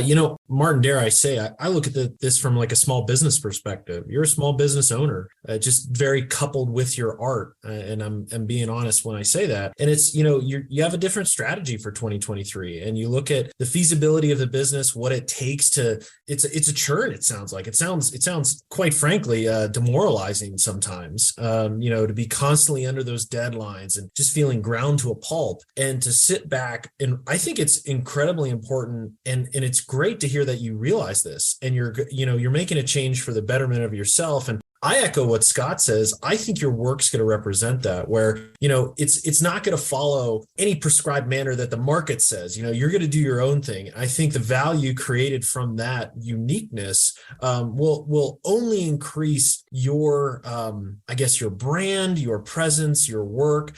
I think it's gonna be a lot different in a sense of value to you. I think is the most important thing, but then also to all of us, listeners and watchers, we'll certainly see that come through. I think in your work, as you're more happy about it, your work's going to be better, your work's going to improve, and I think engagement on your channel is only going to improve as well with that type of attitude and approach to the content in which you're creating. Yeah, I mean, we'll see, because I'm expecting that the algorithm will have to be adjusted. It needs time to adjust to the if you do changes like this. So yeah, the views might suffer for a while, but I think it'll be good in the long run, because again, those single episode videos, they always perform better than those small sectioned videos. It happens all the time. I tried it last year with the Bears Crossing diorama, the Volkswagen, and the Panzer of the Lake. I had these hints from friends for a long time. Like, I knew that this change would have to happen at some point, but I tried to avoid it as much as possible, because I knew I had this commitment to patrons who pay me, they pay me good money from their own wallet. And I promised them to receive weekly videos and daily, or nowadays almost daily content, like photos and updates and everything. And it was just this pressure, like, okay, I need to give them that. I had to start being okay with this idea that I might lose some of these people and everything. And what some of my friends told me, like, honestly, Martin, I don't watch your videos anymore because they're just boring to me. It's the same stuff all over again. And I completely got their point, because I find them boring as well, because it was the same thing, just on a different model. Me trying to explain the same thing differently. So now if I can compact an entire model, or I don't know, stuff like that into one video, I can talk about it more briefly, be more creative with the presentation and everything. But I'm not saying that every model is going to be a single video. I talked about that in that video, that some projects might be one video about construction, one video about painting, the third video about weathering, like completely from start to finish. And the last video would be a diorama. And some projects, smaller projects, would be one video for everything. But we'll see. Like as I said, I'm going to always decide when the video is worthy of being published. Yeah, and that makes sense. And to be honest, as a Patreon, when I look at content and I think about your channel and what you're providing, I'm not expecting, deadline on the first of the month. If I wanted that, I would just subscribe to an old magazine. What I want to see, and what I came to your channel for, is your style, your approach to the hobby. All those things are incredibly valued to me. And if it means a new format, new way, whatever you want to do, it's whatever makes you most comfortable, I think, at least from my perspective as a Patreon. That's what I want to see. I want to see Martin in his element. I want to see him happy. I want to see him enjoying his work. And that's going to come through in the product that you're creating. And we see that in some of the projects you mentioned even earlier, about the fun you had, the Volkswagen Bug. You can see kind of those moments. Now, I'm saying everything of yours is great, but when you're really happy and really into a project, it really shows through on camera, to be honest. And you shouldn't feel obligated to have that hard deadline if it's affecting your ability to, complete work. Yeah, I mean, this applies to any creative work, be it painting, software development, or web page design, anything where creativity is required. If the author or the artist or whatever we want to call them aren't passionate, it is gonna show. Like, maybe a complete newbie or someone who doesn't know anything about that specific art won't notice it, but people from the industry, so to say, are gonna see it. And one great example of tight deadlines killing the art, if we want to call it like that, was the Toyota truck. The first video is construction and airbrushing. And do you know why that airbrushing part is there? Because I spent, 4 days building that model, and I didn't have enough footage to make a worthy video. So I had to quickly airbrush it for like 3 hours and include that. So I had something to actually talk about that week. And I just kept thinking like, man, if it weren't for these stupid deadlines and, weekly uploads, I could just finish this model from start to finish and it would make such a banger video. Yeah. Quality over quantity, man, and a happy creator doing his best work. That sounds great to me. Yep. Yeah. They always say absence makes the heart grow fonder. So I'm glad you said it earlier, because I would get shot if I said this, like, unprecedented. But I must admit, like, your last couple of videos of the year, I kind of stopped paying as much attention to them. I'd put them on in the background and I wasn't like involved in them as much. Yeah. And honestly, the Morser Carl video that you put out recently, that was the first one where I was kind of wrapped, like I was really into it. I was watching every second of it, really enjoying it. And so I'm really looking forward to the new cadence and, your new uploads and all that mojo coming back to you. That's a great point, because that's also something that I realized, and I also believe it's true, that I don't know if there's a specific eloquent phrase in English for it, but basically if it's like too much of everything hurts all the time. If it's too much of everything makes it worse. And I believe it was this case with these videos as well. Like, there was just too much of them already. People just get fed up, if I can call it that. Like, another Friday, another segment of this video. Oh, maybe I'm just gonna watch it when the whole series is finished, and I'm gonna binge watch every episode and stuff. So yeah, that might be also the case. But also the Carl Mortar, that was also a little bit of a sweaty palms moment for me, because I kept I kept building it for almost 4 weeks. There's a ton of work in that model, in that construction alone. And when I looked at the footage, I became really nervous, because suddenly I thought, there's not going to be enough footage to include in the video, because basically every single frame is just me cleaning up sprue gates and ejector pin marks. Like, there's not much interesting stuff going on there, but luckily the subject itself is, I think, pretty interesting. So, and I mean, I think I don't want to jinx it, but I think it proves my point, because as we are recording this, the Carl Mortar video was uploaded 3 days ago, and in 3 days it has over 100k views. That never happened. I can't even remember when that happened for the last time. Like, definitely not last year. So I think it proves something. There was a huge break between uploads, so people were like, I want to see a new video, probably. And also, I think because of that larger gap between uploads, I had more time to work on something huge and actually interesting. I think that also helps, but I don't know. We'll see. Maybe I'm going to jinx it and suddenly the video performance is going to plummet. Who knows? But yeah, it was an interesting point that you made. I don't think it's going to plummet. I love the new video. I love the subject too. I don't have the trumpeter kit, but I have the dragon one. It certainly inspired me to. I'm sorry. It. Oh, well, you have the dragon kit. I got both of them. I got Thor and Loki. So the short stubby and the longer one. But I love it. And no one has really tackled that subject, let alone in YouTube world, but also in print. It's really hard to find information on that video. Yeah, exactly. Yeah, I talked about that in the painting episode, which, as we're talking, didn't drop officially. But yeah, I mentioned it at the end of the video. Like when I was, Googling inspiration, like historical photos and everything, I also wanted to see what others did with that model, because I mean, it's such a well-known vehicle. Like pretty much everyone who's interested in World War II, not even modeling, but just World War II, knows that something like that existed. Or maybe they could, if you showed them a photo, like, yeah, I saw that somewhere. So people know about that thing, but it's basically like nobody is building it.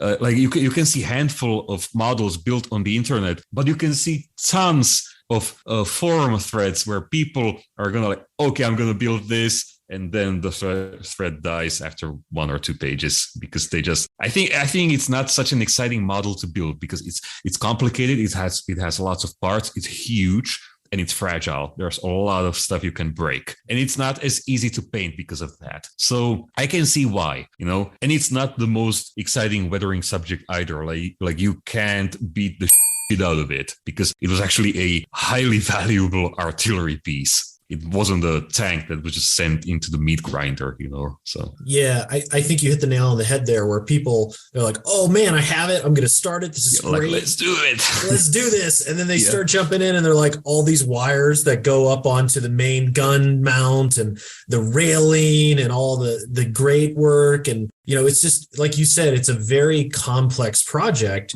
that, in echoing what you said, they weren't beat up. They were taken very well care of in a sense. So, you don't see them beat to crap, all bent and broken, but they were expensive and they were treated, in the front line, they weren't, their front line was several miles back outside of direct fire. So it's a really interesting subject.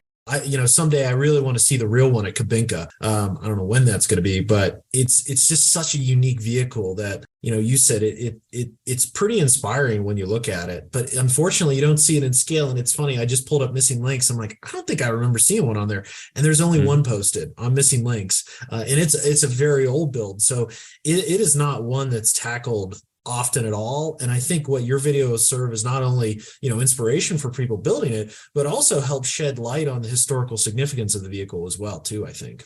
Yeah, I mean, seeing it in real life must be really something, because when you consider just the size of the barrel, like a human being could fit into that. And I don't want to sound like this because that's not who I am, but I'm not admiring German World War II engineering or whatever. They were just weapons meant to kill people, and that's never cool. But when I was building that model and just learning about its functions, like how the suspension was lowered when the engine started, and then when they turned off the engine, the whole vehicle just sat down on its belly automatically.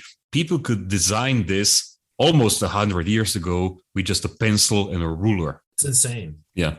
So looking back over the year, I'm a huge fanboy, so I've got some favorite projects of yours I was hoping maybe you could talk through. So I picked 3 of them. We've touched on a few of them, but I don't think to the point where it would be redundant. The first one I want to talk to you about was the A7V diorama. Could you share your thoughts on that, or maybe any funny stories or just any cool facts about it?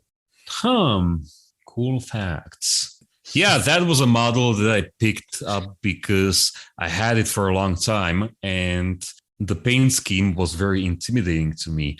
But at this point, I decided, okay, I think I can pull it off. And people have been pestering me about building an interior kit for the longest time. And I thought like, okay, this is going to be the ultimate troll because I'm going to make an interior kit, but I'm going to close it up completely.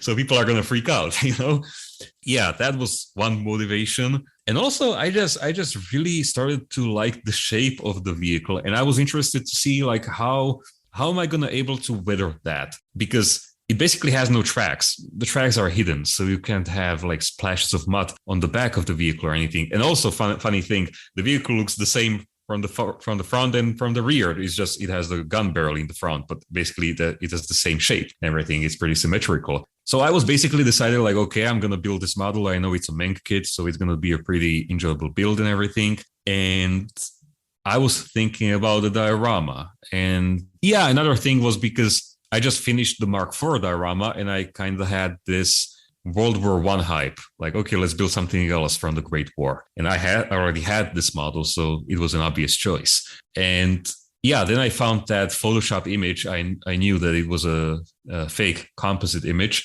But I didn't care because really when you're creative and they're not chasing 100% accuracy or anything, why not? Why not take a photoshopped image as inspiration when it displays the model in an interesting way? And honestly, I was kind of at a loss with the figures because, again, I try to talk about this as much as possible, that I'm often limited by the selection of figures on the market.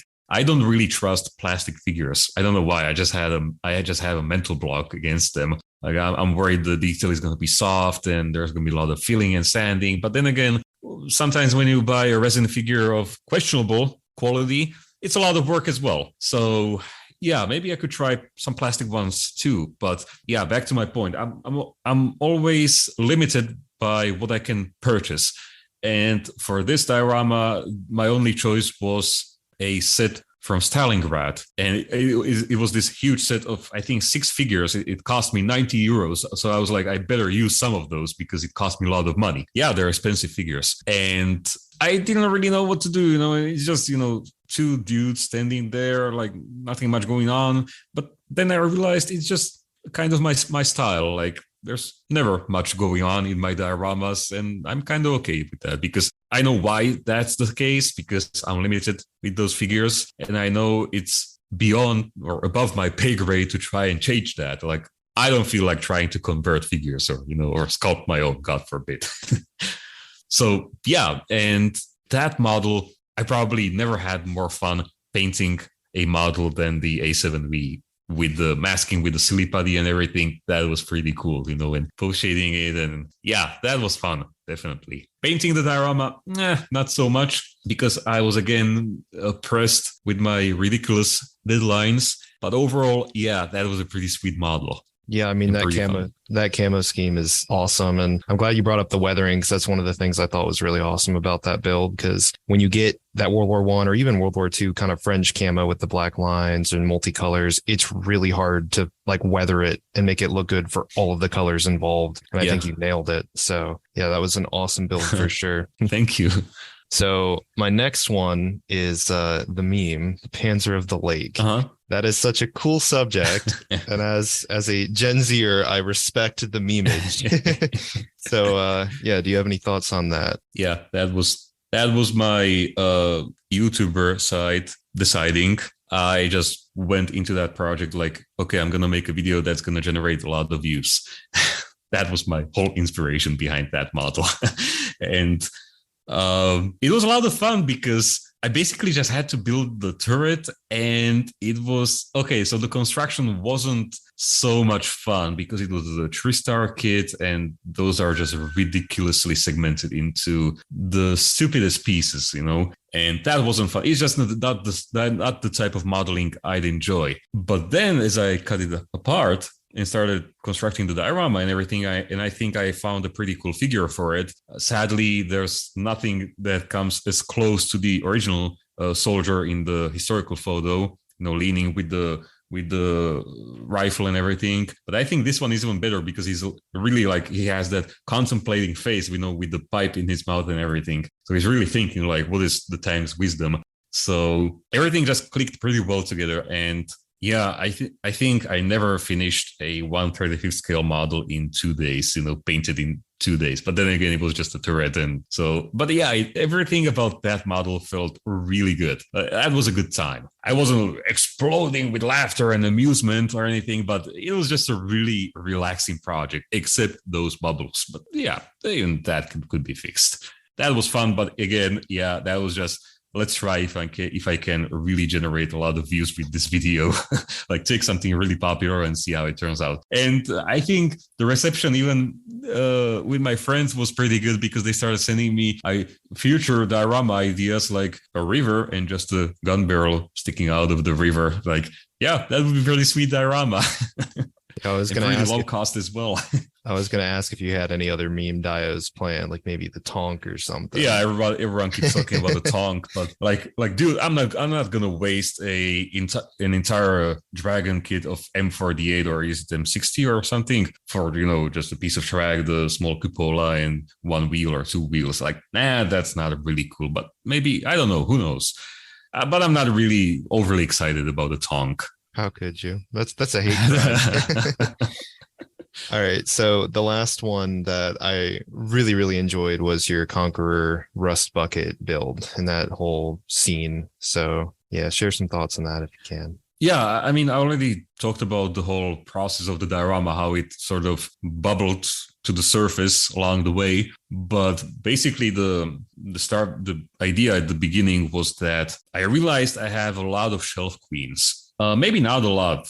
It was the Conqueror, the T-95, the super heavy tank, the IDF Nagmachon, and Object 279, that monster with 4 tracks. That's pretty much it. So yeah, now I'm down to 4. Yeah, it was so that was just my mission, was to reduce the amount of shelf queens, because I realized that they actually take up more space than kit boxes, because I have each model in that airtight, plastic box, and those, when you stack them up, they go like really tall. So I'm down to 1. It was kind of sad, because when I started initially building that model a few years ago, I bought a Tankergrad book about Conquerors, and there are some pretty nice pictures from Western Germany. Like, they're actually beaten up, like, they have bent fenders, the side skirts are missing, they're pretty muddy and covered with camouflage nets and everything. So they're actually pretty interesting modeling subjects. But the Dragon kit is just so plain bad that it would take a lot of work to make it look more presentable. And it was just easier for me to just tear that model, what I already had built, tear it down, make it into a wreck. I had those photos already on my hard drive and knew about them. And I was always,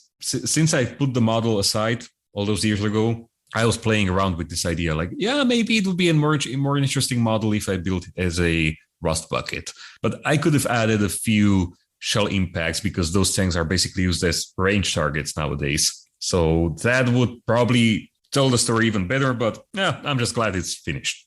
But what I didn't talk about was how stressful it actually was, because when I was finishing the construction, I still had COVID. I spent 2 days laying in bed with COVID. On the 3rd day, I was laying down the floors in my, where was it? In my bedroom, and also finishing the tank at the same time. And then when I started painting it, the first contractor came in who was doing the bathroom, and he was here for a week. And yeah, that's when I was airbrushing the model. And when you're airbrushing a model, you need to make sure that your workspace is clean, right? So that don't have dust introduced into a paint job. And guess what? He was right behind my door, and he was cutting those tiles, those huge tiles, ceramic tiles, with a, how is it called? With the electric tool used for cutting tiles or metal. So there was a lot of dust, and the dust is still here. For example, all my models are covered with this fine dust, and I just don't have any energy in me to clean them.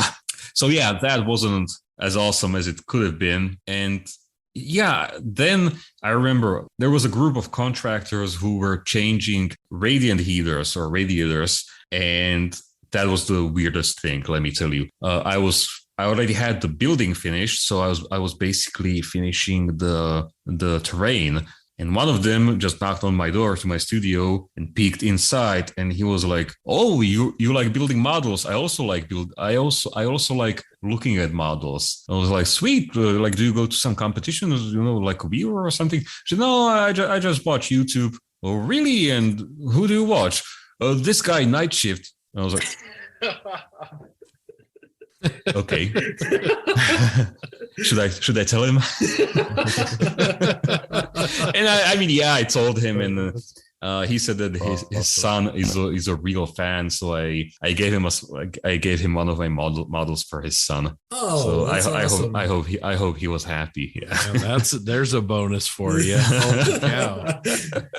That's cool. So Martin, I gotta, Jackson called out some of his highlights. I was really surprised earlier when you said the KV1. That was one of my favorite builds from this year. And I think the smokestack, the chimney, is really what did it for me. Because I'll be honest, the only other diorama that I can remember that has something like that in it is Adam Wilder's Red Tide Rising. Yeah. Outside of that, it's like no one does a chimney. And I think that was great. What was the idea behind the chimney? How did you come about, like, all right, this looks good? That was the moment when I already had this kitchen/living room finished. And that was Friday evening, 9 p.m. Okay, no. It was like 7 p.m. And I just sat down at my bar table with a KV2 and a few blocks of styrofoam. And I was, brainstorming ideas like what can I do with this? I knew I wanted to make something simple because I didn't have a lot of time and everything. And I started figuring out something like, okay, I Googled some images from Leningrad, but interestingly, the city wasn't as bombed as, let's say, Stalingrad. Like most of those buildings were intact.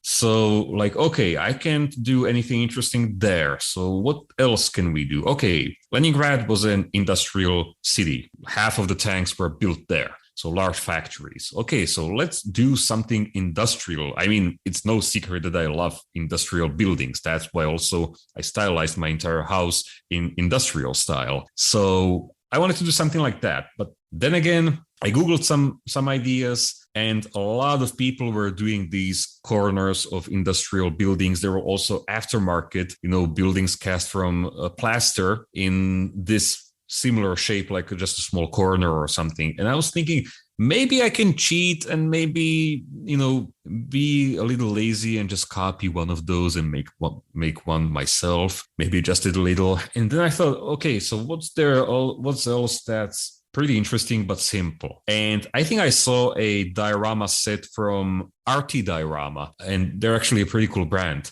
They have lots of cool stuff, and they have this huge set. It must be expensive as hell, like huge factory in 1/35 scale with an entire chimney stack that must be, I don't know, half a meter tall or something. I was like, yeah, chimney, light bulb, okay, we're doing a chimney. But what if I can't cut a conical shape? What if it doesn't turn out as good as I need it to turn out? What are my other options? Luckily, there are square chimneys. So that's also a possibility if someone doesn't feel confident to cut a circular shape, conical shape. Yeah, so 9 p.m. Friday, I had the idea, okay, we're doing a chimney. I had inspiration photos downloaded in my phone, and I went to my studio, started cutting, then I started scribing those bricks, and suddenly it's 3 a.m. Like, okay, I should probably go to bed.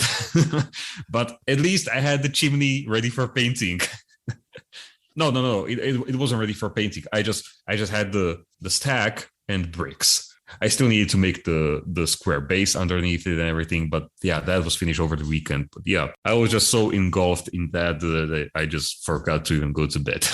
That's what happens sometimes, when you're literally like struck by inspiration, It was a rare moment last year because I was feeling pretty uninspired when I was remodeling the house. So yeah. Well, it's good to hear the excitement back in your voice, like I said earlier. But let's veer away from modeling for just a minute. Aside from dangling below helicopters after biking accidents, I know you've mentioned in a couple different places you're interested in astronomy.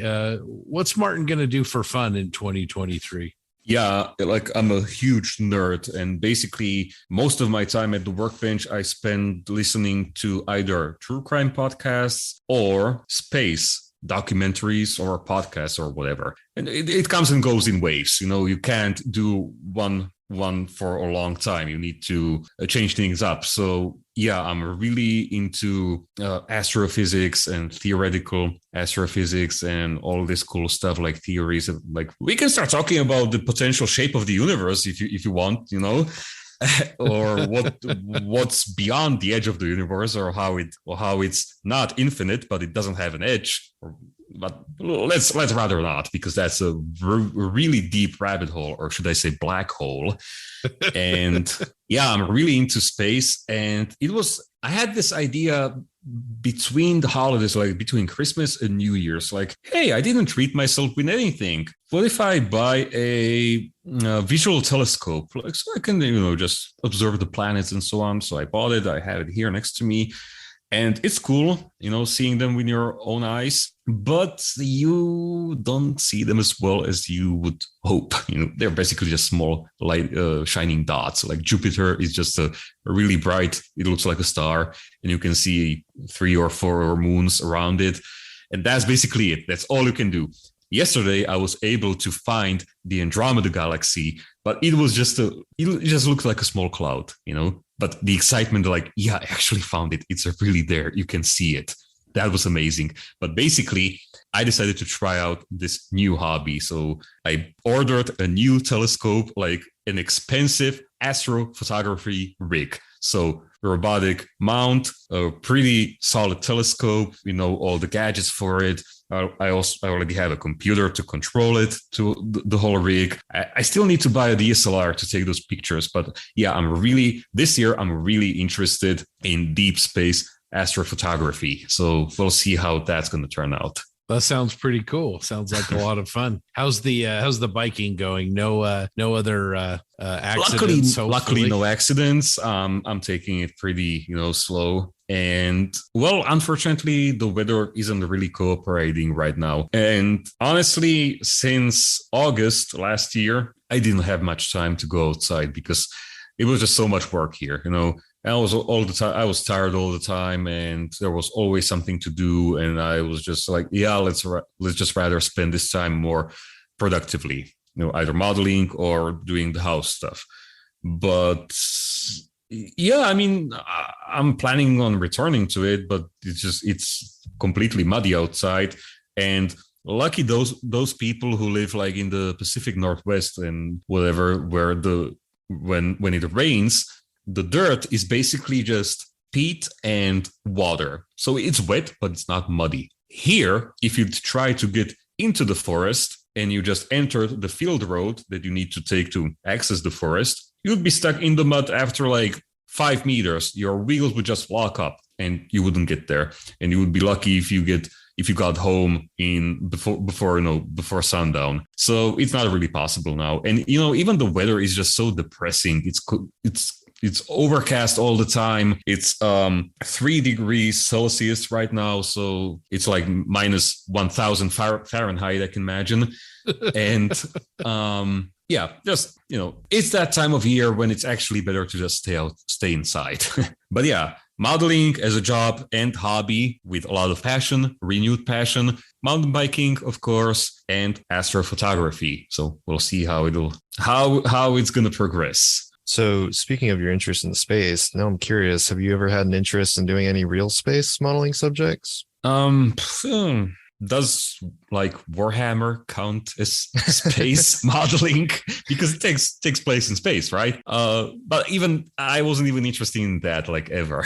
But they're not really nice weathering subjects, are they? They're just pretty clean, Like maybe if it was something really cool, like if I liked the shape of that specific spacecraft, I would do it. No Star Wars. Don't start with Star Wars on me. I'm not a really huge fan of Star Wars. But for example, if you saw that movie Event Horizon, it's a horror movie from the 90s. It's pretty gruesome, but the ship there, it looks really cool. When you look at it from the top, it looks like a cross, and all the features on that ship are inspired by Gothic cathedrals. So, and actually, people say that Event Horizon is the best Warhammer movie that actually isn't Warhammer, because the concept actually supposedly comes from Warhammer. So that's a little fun fact. But I don't know. If the shape of the thing isn't something I would really love, then I don't just see the potential in it, the modeling potential. Like, yeah, you would just assemble it, paint it, apply a pin wash to bring out all those panel lines, and that would be pretty much it. Yeah, I don't know if there are any really like interesting weathering subjects in the space. I'm not sure. Maybe the Voyager 1 spacecraft after 40,000 years when it starts falling apart or something. I don't know. That would certainly be a subject. So recently, I think you mentioned an interest in Maschinen Krieger. Do you have any plans for building a mat kit in 2023? Yeah, because it's one of the more suggested things for me. And again, I was always reluctant because I wasn't sure if I would be able to pull it off in basically 5 days for that weekly upload schedule. But now I'm definitely considering it. Like basically right now, I don't even have an idea what's going to be the next model after the Karl Mörder. So I have a few ideas. Maybe it's going to be an armor model, maybe something completely different. And Maschinen Krieger is on the table this year although I don't have it physically in my stash yet. But it's going to be definitely one of those easier, models, like those bulky egg-shaped suits, not those robots or the, not the huge bulking things. Just those armored suits, one of those. If I can find a kit, I'm going to try it out. And I think I would paint it in that more traditional camouflage, like one of those that's suggested in the instructions. Because, people say all the time, like, okay, it's sci-fi, you can do whatever you want. And you can. But you also have those in-universe guidelines, because Machine & Krieger is basically a universe on its own, right? And it has its own rules and laws. So I would like to follow those, because really any paint scheme on a Machine & Krieger suit is awesome. And what I like about them are those colorful additions, like those yellow stripes on their hands, or light blue or white. Those look really awesome. So that's what makes them cool for me. Also, they're bulky shape. Like basically the whole suit is just cast armor, with some well-done parts. So that's pretty cool. And you can do whatever in terms of dioramas. I saw some pretty original vignettes around Mac kits last year. And I'm thinking something, like maybe I can figure something out, like the suit, I don't know, leaning against the wall, looking around the corner or something. I don't know. There are a lot of options. And it sounds like a simple, fun build. Painting it should be also pretty fun. I don't know. I don't actually know how large they are. Are they like this tall or smaller, taller? 6 to 8 inches. Yeah, and you can get them in a couple different scales. They do the suits in 1/20th scale and 1/35th scale, so you can kind of choose between them. And then they have some. I don't know if you know what a nutcracker or a nut rocker is, but that's something that I think you'd be really awesome to take a crack at. It's basically just a great big huge tank, like a hovercraft. Yeah. That has to be pretty huge, right? That's big. Yeah. I've been thinking about one of those. So that's 1/20th scale, John. Yeah. So what I'm holding up for our viewers, I'm holding up the Melusine, which is a 1/20th scale. It measures probably 6, maybe a little less, 6 inches tall. This release, actually, they just came out with a new release, so you can get it on HobbyLink Japan. I was going to say some of the suits are hard to find. Some of our friends cornered the market, I feel like 6 months ago, and bought them all. But if you can't find something, let us know. We certainly will be able to source one. But this is a good one. As I said, this is the old box art, but it doesn't have like a window or anything. But there is. Yeah, I see that. Yeah, that's pretty cool. Yeah, and actually looks pretty badass. Yeah, it's got that. Yeah, I would probably want that. Yeah, that looks awesome. If you can't find and the size is also pretty reasonable. Yeah, like it's the perfect size. Yeah, and they're easily to manipulate. It's really, really cool. And with your skills and weathering, and then setting the scene in a vignette, screams Nightshift. Yeah. I think when we are done here, I'm gonna try and see if I can buy one here locally. Because now you gave me a small bug inside of my skull. Nice. You heard it here first, listeners. Sweet. So as we look forward to Mac, maybe something else for 2023, Martin, can we expect you to see you at maybe any shows? Some of us are considering go to Scale Model Challenge. Would you show up there, or MOSIN? Any thoughts on traveling on the continent? This is one of my weaknesses, that I'm a really more of a stay-at-home guy. And I always had plans for traveling in the future, like sometime in the future, always sometime in the future. All these destinations that I would like to visit one day. And shows are also part of that. Like basically, MOSIN show was always pretty easy for me because it's like a 90-minute drive south from where I live. And so that was pretty common. But I don't know. I know that Scale Model Challenge and KMK's Scale World and everything, those are huge. But I don't know if model shows are so hot for me right now that I would go there, take a plane ticket and everything, and stay there for an entire weekend, everything. But maybe, hopefully, MOSIN show. Okay, not the entire weekend, because the whole town is already booked out. There's nowhere to sleep. But definitely at least Friday evening, just to hang out with friends. Definitely. And the biggest show in Slovakia is again returning this year, Plastic Winter 2023, in our capital. and I'm definitely going there. Yeah.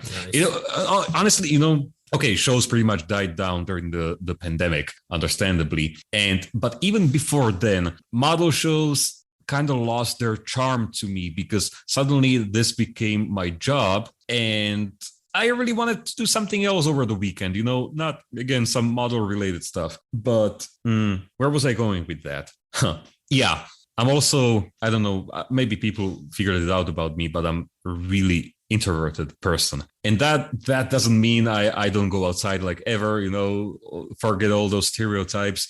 But whenever I go to a model show, I'm really exhausted, like for several days from all those interactions. And now I was actually getting anxious thoughts like, okay, so many people are going to recognize me there. Like I'm going to be recovering from that for an entire week, probably. And I wasn't really sure if I wanted to go through that. But now, 2023, it's time to make changes, even uncomfortable decisions that always ultimately turn out to be good ideas. At least in my experience, whenever I was invited somewhere, I was like, I don't know, probably. And then I went, it always was a good time. So it's time to grow up and start attending shows again. Well, as we wrap up here, when you've joined us in the past, you talked about some of your modeling inspirations. In 2022 or here recently, have you seen any new modelers or new kits or subjects that have you inspired? Something kind of new for you? This is pretty sad, but I'm not gonna lie. But honestly, I almost entirely lost touch with the modeling community because Mike Rinaldi said it as well when we were all three on your podcast. Like he doesn't have time, and last year was the same thing for me. I just didn't have time, nor the energy, nor was I even interested in seeing what other people's are up to because I was just so fed up with my own stuff, and I just wanted to relax and forget modeling altogether. But time and energy was the main factor. It's just what it is. There was no time to, keep track because people keep pumping out all this awesome stuff all the time. And you skip 1 week and you completely, you're out of the loop suddenly. So a thing happens and you just keep losing touch. And suddenly I don't even remember what was the last model Adam Wilder finished. I think it was the E100 that he finished building, but nothing from there on. But I'm not sure because, again, I'm not really following. Mike Rinaldi, I know he does live streams all the time. I'm not sure about Adam. I think he's working on some stuff kind of behind the curtain. But I'm not sure. I'm not an official spokesperson. Sorry, Adam. No. I know what you mean. Yeah, he wrote me an email recently because he wants something from me as well for that thing that he might or might not be working on. Well, he's a good guy, and I think Mike's doing a lot of Gundam and Gunpla. Okay. Yeah, mm-hmm. Yeah. So he was also pretty into trains. Yeah, that's awesome. Yeah, just different things. Well, thank you so much for taking the time and joining us. It's been awesome to catch up with you. It's been a delight, my friends.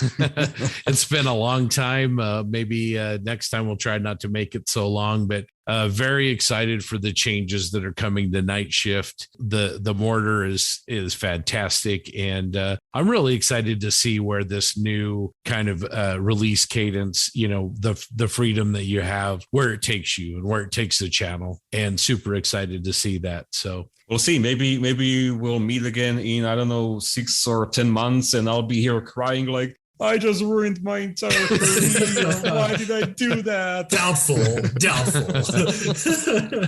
We're obviously huge fans, but appreciate you taking the time with the posse. We always enjoy talking to you, and wish you nothing but the best. Obviously, it's always a pleasure, gentlemen, and I'm really glad you invited me again. It was awesome. So thank you. Thanks a lot.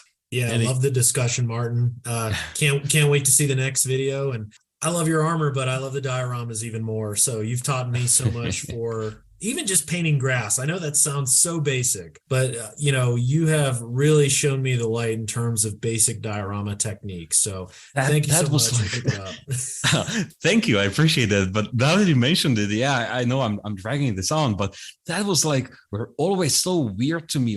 From the get-go, I started painting the grass because it just looks so ugly, but I know you can buy fancier grass, nicer grass that you can use straight out of the box. Basically, it was completely natural to me to paint it, and so many people were questioning it in the comments that I started over explaining myself each time. And luckily, suddenly I noticed that people are commenting like, yeah, it's been completely natural to me as well. Like, I don't know why so many people doubt that. So maybe it has caught on or something, or more people are, crawling out of the woodwork who have been also painting their grass and everything. But yeah, and it's just one of the most satisfying things to paint grass, to airbrush it. That's like, that's awesome. Each and every time. Green. That's me. Yellow green as the highlight. Ooh, that is a good color. And when you want to be extra quirky, you can use flat yellow for highlights. Nice. Very nice. All right. Well, Martin, you take care. Can't wait to see where that mortar goes and what's next after that. Yeah, we'll see. And I'm really excited for that. So thank you again. And you just gave me a lot of inspiration, just being in touch with other passionate people. Because honestly, last time I remember last summer when we were here with Spencer. And honestly, back then, I wasn't as passionate as I am now. So yeah, it's been great. I really appreciate your time that you spent here with me. My favorite was when we had you on with Adam and Mike, and you were literally, that was right after your accident. So you did the whole interview with us in the prone position, and you'd have to kind of like lean up to try and reach your microphone. Yeah, that was pretty interesting. Yeah, but that was awesome. That was awesome. I actually listened to that podcast like 3 times, just all of us hanging out together, And I don't know, I don't want to make assumptions, but I feel like when I listen to it, 1 year or how long ago it was, but with all this time passed from that, so like it was a while ago, and now with that time gap between that. I can approach that specific episode more like a listener, not as a participant. And I feel like, and I don't want to make assumptions, but I feel like me, Mike, and Adam, we had a pretty good chemistry together. Oh, yeah. So it'll be awesome to bring them again on board and maybe do another one. Yeah, do a group catch up. That'd be awesome. I'm always down to sit with those folks. Especially, Mike, he was just murdering it the whole time. Like when you asked that question, like, what is your inspiration for doing this? What is your drive? And Mike was, what was the question? Money, God damn it, baby. Yep. Thanks again. We'll look forward to seeing what you're going to be up to, and we'll catch up soon. It's going to be awesome. Thanks again, folks. Thanks, Martin. Cheers. All right. Later, Martin. Cheers. Awesome.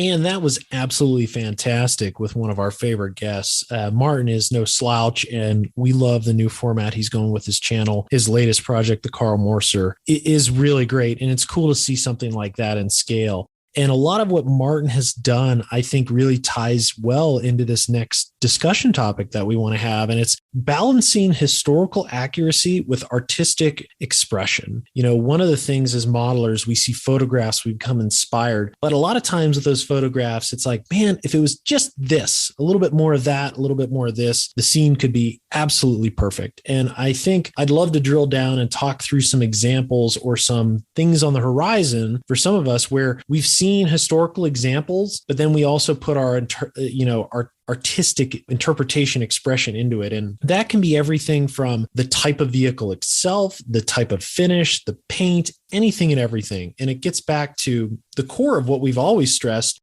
which is there should be no stress and this should be fun. So despite it being a historically significant photograph, it's cool to take your own interpretation and add a little fun to it. One of the examples I can use to start off is we're going to start this rhomboid build soon. There are countless photographs of these things, meandering across no man's land in these different orientations, up, down, blown up. Martin's is a great example of one with the track flipped back. And as I look through these photographs, I have a Mark IV and I can do a female, a male, or the hermaphrodite. I actually, I found this really cool picture of one cresting a hill, but it's a female. But I like the male's big guns because I have turn barrels in the kit. So I'm going to do that. And that's one example from kind of a contextual standpoint of what the vehicle is, how I'm differing from history, but then also from an artistic expression, it's, finishing German camouflage schemes. I'm sorry, a lot of the paint schemes I build are not historically accurate whatsoever. If I painted it how probably the Germans did, it would look very ugly. But I enjoy having a little bit more complex scheme in the tritonal, and then also bumping up the saturation of those colors as well. And those are just some examples where I deviate from history in that regard and put a little artistic spin on it. With that, I'd love to kick it over to my co-host, because I think we all have, this involves our personal style, not only the approach to the hobby, but how we finish the model as well in terms of paint. And I'll start off with our lovely Hamburglar, Jensen. So for me, I don't really care. It's for me. I'll look at real life references when it comes to the build. So we've got Jackson and Zach who go out their way to kind of produce the most accurate subject in said scale. Partial interior Shermans. Partially. Yeah, exactly. Because we all know tanks don't run with engines. Yeah, they'll go out their way to create something that's stupidly accurate. They will completely resculpt and reform and do the wiring, just no engines, to their kits. The thing is, I can see the bad side of what that does. That will burn them out a lot of the time. They'll stress so much on having it accurate. And then there's me who's just like, I don't give a shit. Just get it built. Does it look like a Sherman? Does it look like a Panzer? Yeah, right, cool, good enough for me. Now I can go on to the fun stage of painting it in nice, bright, vibrant Panzer blue that's also not accurate. But is it an interesting looking model? Yeah, of course it is. Real life references, I've never been one to model off a reference or recreate an image. I'll take aspects of, say, if I'm looking for a Mark IV, I'll take aspects of 10 different images. It's like, well, I like the aspect of that one. I like that has something. It's amalgamation of all my kits are kind of like Frankenstein kits. It's just little references from everything. So it's not something I stress about. I'm more interested in having a model that catches someone's eye and looks cool and interesting and has my style. Then, yeah, that's 100% accurate, true to the real life subject. And it's like, well, that's cool, but that one looks cooler because it's visually more interesting despite not being accurate. So, no, I don't stress about it. I say I don't stress about it. I used to really not care. Nowadays, I care a little bit more, mainly just for things like color accuracy. Granted, I did just say Panzer Blue. That's different. But, if we're building Second World War German stuff, I want the Dunkelgelb to be kind of right. I want the green to be right. I want the browns to be right. But apart from that, I'm not going to lose sleep over it. I just want my things to look cool. Oh, man, I get that. I paint Panzer Gray, Panzer Blue. You're speaking my language, man. And how much better does it look? Oh, so much better. The people like it better, too. They do. So much engagement. Says it all. Yeah. Exactly. Well, that was high pitch. You just get excited with Panzer Blue. Yeah, I do. Easy there, cheeseburger. Easy. Scott, what are your thoughts on this matter? I really like this because, again, there really isn't any right way. I think it's what you want to do. I think TJ in our last episode said it great, when we were talking about the color of the Whippet, they just look better in a green color. And he's absolutely right. So I think it really depends. And, I think as modelers, I think all of us here, I've seen you guys on some builds really kind of dive into that more. TJ did that Sturmgeschütz that he modeled from a photo and captured US markings, and he went to the trouble of replicating the mud and everything else. And then we've all had builds where we're just like, yeah, we're just going to do what we're going to do. And so, first of all, I don't think there's a right answer, but second of all, I think the thing to remember too is modeling's a bit of a compromise. And, the plastic that the model's made out of is probably thicker than the steel would be in 1-to-1 scale. And so just kind of remember that. And, each build, just whatever you want to do is fine. I'm going to take a hippie approach. Just be happy, man. He's in. I saw you unmute, TJ. Oh. Feel like you were going to jump in. Yeah, I think my feelings on this have been fairly well documented in numerous previous episodes. I don't really care about accuracy to a point. Obviously, if I'm building a Sherman, I'm going to paint it olive drab. And I've said this before too. I know what real olive drab looks like, and it looks like crap on a model. Sorry. It just does. It's way too dark. I mean, just use some artistic license. It's okay. You're allowed to do that. I mean, you're allowed not to do that too. I'm not saying not, but there's just it's not fun to get obsessed over minutia that doesn't matter. Right. And that's where I don't care about little itty bitty photo etch chains on some stuff, because guarantee you 99% of people don't care. They're not going to notice, especially if it's on the bottom or on the back. No one cares. No one's going to look at them when it's on the table or in your display cabinet. Chances are it's facing somewhat forward, right? I know for me, every single tank I have is, if it's not facing forward, it's at 3/4 forward. So if I put a bunch of extra detail on the back, who cares? No one's ever going to see it. And it's just extra work. I'd rather just get a model done than shave off little itty bitty pieces of plastic to add the more correct version of random latch on a toolbox that doesn't even matter. The toolbox isn't open, so who cares what the latch looks like? And same thing with color, with just like Scott said, British World War I British tanks look better in green. They just do. I know it's not the right color. Don't care. I really don't care. I'm going to paint a Mark V. Guess what? It's going to be green because it looks better. Yeah, that brown color is ugly. I've done it and I don't like it. I don't want to do it again. So it really is. It's kind of horrid. Yeah, I mean, it's the same thing with SCC2 Service Brown from World War II. Also a hideous color. I've done a model of that. The model turned out good. I liked it. I actually gave it to our friend Pete as a gift because he said he liked it. So I was like, yeah, it's yours now. Again, that's an ugly color. I just rather do something that looks nice. I'll never do something probably in CC2 ever again. And if I do, I'm not gonna use the same color that I did because it looks hideous. And I use the correct color, as correct as I think you could probably get. I use the Mike Starmer Tamiya mix, which he's the expert in British colors. So I would imagine it's pretty close to accurate. And it looks like a turd. I mean, that's just what it looks like. It's disgusting. It's poop brown. That's what that color is.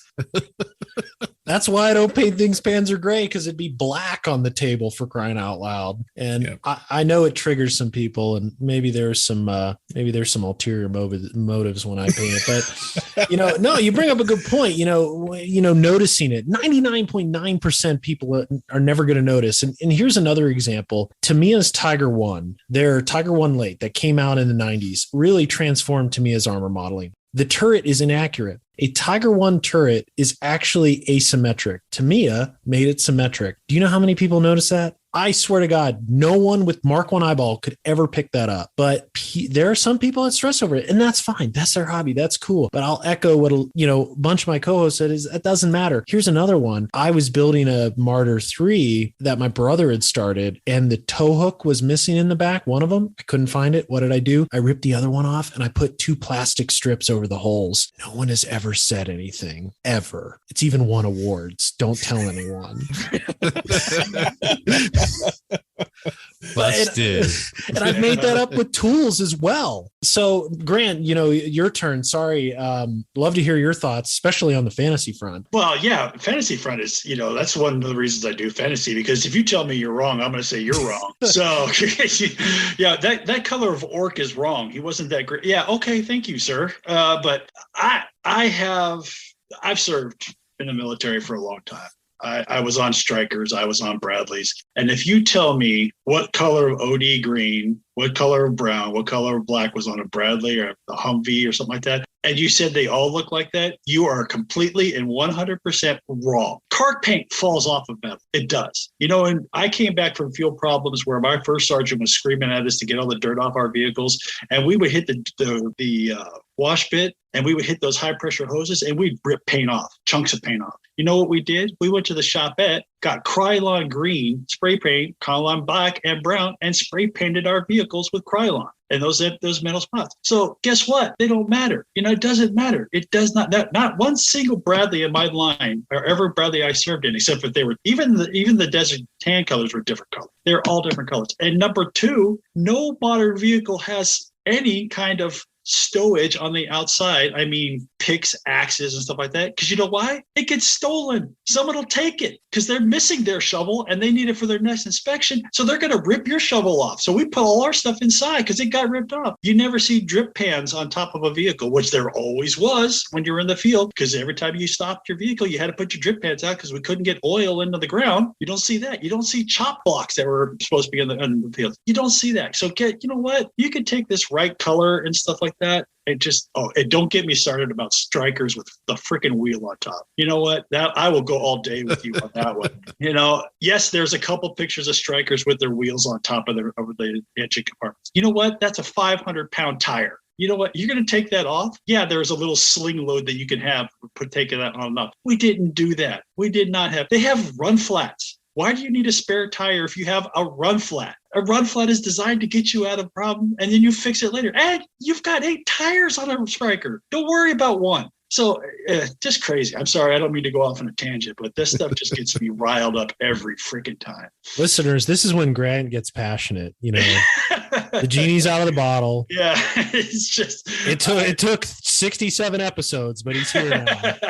That's right. He's ready to party. Triggered by the tire. Triggered by a tire. I swear to God, people don't do that. I think you guys have all made great points. And I would just say, you know, for the sake of argument, if you're listening out there, a lot of people, it's really important that they're using the exact shade of paint. They're using, you know, that they accurize their vehicle and they shave off the bolts and, you know, and if you want to do that, that's cool too. We're not telling you don't do that. And we're not telling you that you shouldn't, you know, if you want to maybe do an amps build and you want to be super accurate about it, you know, there's absolutely nothing wrong with that. And we all do, you know, those types of builds from time to time. But I think what we're trying to say is you don't have to do that. You know, you can just open a box and build something for relaxation, for fun, as a palette for, you know, you to express yourself with your paint and your finish, you know, those kinds of things. Yeah. You know, Scott, that's a really good point. I think it's important that, you know, the hobby's pretty small in regards to people and places and things, but it's really big when it comes to expression, and there's room for everybody. And like Scott said, I've been hyper accurate on builds before where I've researched down to the minutia of a tiger. And then on others, I'm building a what if Japanese tank captured by the US Marine Corps on mainland Japan. So huge spot for everything. Well, just to kind of wrap this up, JB, I think you titled this Balancing Historical Accuracy with Artistic Interpretation. I think that first word is really, really key here. Man, have a good time, enjoy this hobby and find the right balance that works for you. And if it's all the way to one side or the other, that's cool. You know, as Jensen likes to say, you do you, hun. And if you want to get likes, paint your Panzers Panzer blue. And on that bombshell, we're going to remind everyone, if you want to rep the posse, you can check out our merch page. Many of you have already, and we're extremely thankful for that. You've picked up coffee mugs, t-shirts, jumpers, and even some official PPP lounge trousers. Maybe one day you'll see Ivan in his. You can order this from our stylish Plastic Posse merch store on the web at plastic-posse-podcast.creator-spring.com. I know that was a lot. We'll post in the show notes. And if you swing on by, be sure to pick out your favorite color and rep it at the show. And we're going to wrap this episode up. And I want to thank everybody from our sponsors to our listeners for all their help. They're buying our products and all the great comments we got. Please feel free to reach out to us on our website and our web pages and say hi, show us pictures of what you're building, answer our questions that we talked about today. Hey, come on, give us a shout out. We really appreciate it. And we will listen to you. We have time and we have some space. We'll mention you as a comment. Everything has been fun tonight. I really had a great time. I like the new format. It's been more free, more fun, and a lot more interesting to me. I hate reading, as you guys know, because I will not do the Patreon shout outs. I'm sorry. I screw up everybody's name. But again, I want to say thank you to everybody. It's been really fun. Can't wait for episode 63. And yeehaw! All right. Striker spare wheel power right there. Let me do that. Let me get my 500-pound wheel on top of my vehicle. That'll work.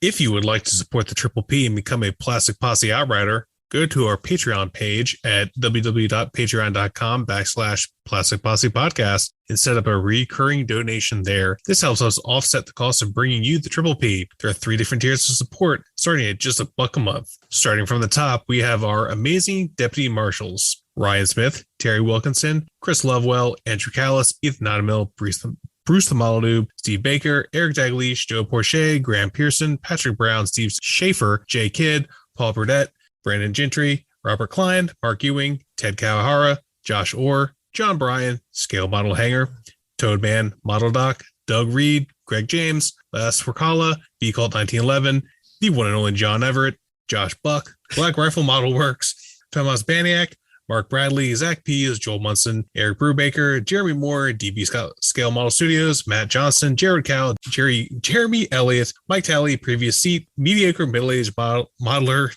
Dan Novel, and JC Osborne. Nailed it. Nice. Our excellent posse foreman: John, Jeremy, Cliff, Rick, Eric, Mike, Alex, Benjamin, Craig, Papa Steve, Logan, Red Beach 1, MD Models, The Voice of Bob, JV, Pete, Toby, Matthew, Matters of Scale, Damien, Kieran, Cody, Papa Mike, Charlie, Tim, Forest Ghost 73, Nuke Man Mike, Greg, Jack, AK Armor, Ash, Irish Pat, Paul, iBones Models, Mr. Grizz, Jackson, Chris, Lee, Jamie, Steve, and Jethro. We'd also like to thank our posse outriders, including Andrew, Stewart, Cobra Plaw, Scale Model Craft, and many others. Also, we are asking our posse members a favor. Please consider posting a review of the Triple P on the podcast platform of your liking, whether it's on any podcast streaming platform or Facebook. Each 5-star review helps us out immensely and exposes the posse to more plastic scale modelers. Also, if you haven't already, please join our Plastic Posse group on Facebook. It's a great place for community interactions, posting your builds, asking questions, or just hanging out with your lovely pals.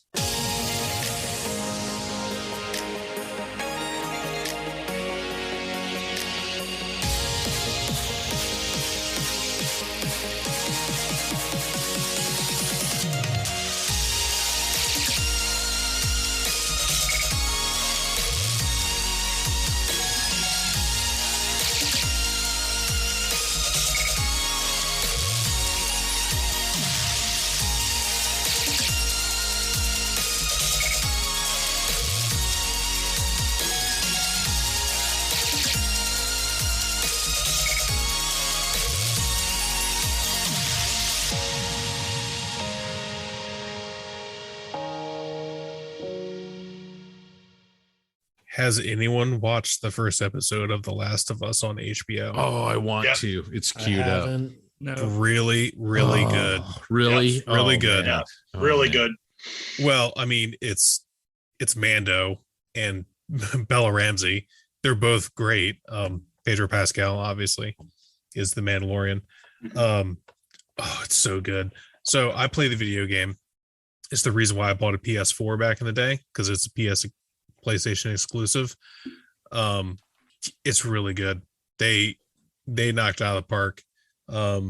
Yeah, that's all. I mean, if you haven't watched it, and you don't even have to be like my wife, she doesn't play video games. She did, you know what I mean? But she watched the first episode. She enjoyed it. It's long. The first episodes are really long. It's like an hour 40. I don't think they're all going to be that long, but I think the first one was that long because they do like a prologue, I guess, you know, before like the outbreak or whatever. So they kind of set the story up and then they skip to present day. Yeah, it's really good. Do you like it, Grant? Oh, I loved it. I thought it was really great. I like the fact that you don't find out what they look like in the first episode, to tell you the truth. I mean, Oh yeah. You don't. There's nothing in it about that. What the disease, what happens to you, and just the backstory and the story between and then jumps to the front. Oh, it's really good. You got to people reach out, just watch it. You'll love it. So you get to see they call them runners in the game. So in the game, there's like it's a brain fungus, essentially what it is. It's the one that like it takes over your brain. It's essentially zombies. Mm-hmm. But yeah, so like in the game there's what they call runners, which is like the newly infected, and then there's clickers, I think is what is after that, because they click. Yeah. or there's like 4 different ones, and like they get grosser as they go. So yeah, since the prologue it's starting, you don't see like the advanced ones yet. So I think maybe in episode 2, I think they're gonna show a clicker, which will be cool because they look gross. Yeah. And then I think bloaters are like the worst. They're just malformed, disgusting former people. It's gross. But yeah, dude, Pedro Pascal is knocking out of the park again. That dude's so good. Yeah. He's good in everything he's in. I love that guy.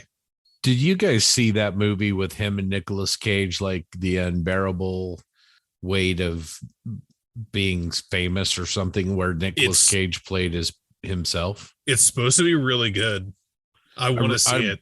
I really want to see it, but he looked really good at it because it's totally not like any of his other roles. Yeah, it got really good reviews. So yeah, truth be told, it's probably one of the movies I watch like when I'm in North Carolina, because I don't have anything to do after I eat dinner. So like I watched Bullet Train, which was pretty cool. That's a great movie. Yeah, I enjoyed it. Yeah, I did too. I liked it. I need to check that one out. It's on my list too. It's dumb, but it's cool. Yep. Doesn't seem like it takes itself too seriously. Oh no, no, it doesn't. No. But that's the fun of it too, though. That's you see that it just like I loved it. I watched it on a plane. The twins are great in it. Oh, they were Lemon and Tangerine. Yeah, so good. They're the best like part. The fruit. Yeah. Yeah, they were awesome. Yeah. Yeah, I couldn't remember the dude that played Tangerine. I want to say that was what was his name? I recognized him too. I was like, what was he in? And now I've like drawn a blank. But well, he was was one of them in the Eternals. Oh, it was Aaron Taylor Johnson. That's who it was. He he was Kick-Ass. That's who he was in the Kick-Ass movies. Yeah, and apparently he's a front runner for the next 007. Oh, wow. And then Lemon, Brian Tyree Henry, he was in Eternals. Okay. Oh, and then Aaron Taylor Johnson was also Quicksilver in the MCU. So he was in Age of Ultron. Right. So one crazy thing. So Logan Lerman, the son on the train who gets poisoned, that was the kid in Fury. Was it really? Yeah. Doesn't look like him at all. Yeah. Yeah. That was I mean, I saw it was on Netflix. I'm like, well, it's like 7:30 and I literally have nothing to do. Let's watch Bullet Train. It's ridiculous, but great. Yeah.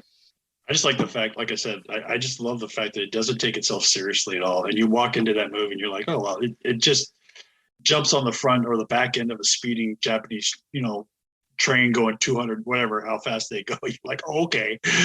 It's just funny. It was just a good, relaxing movie.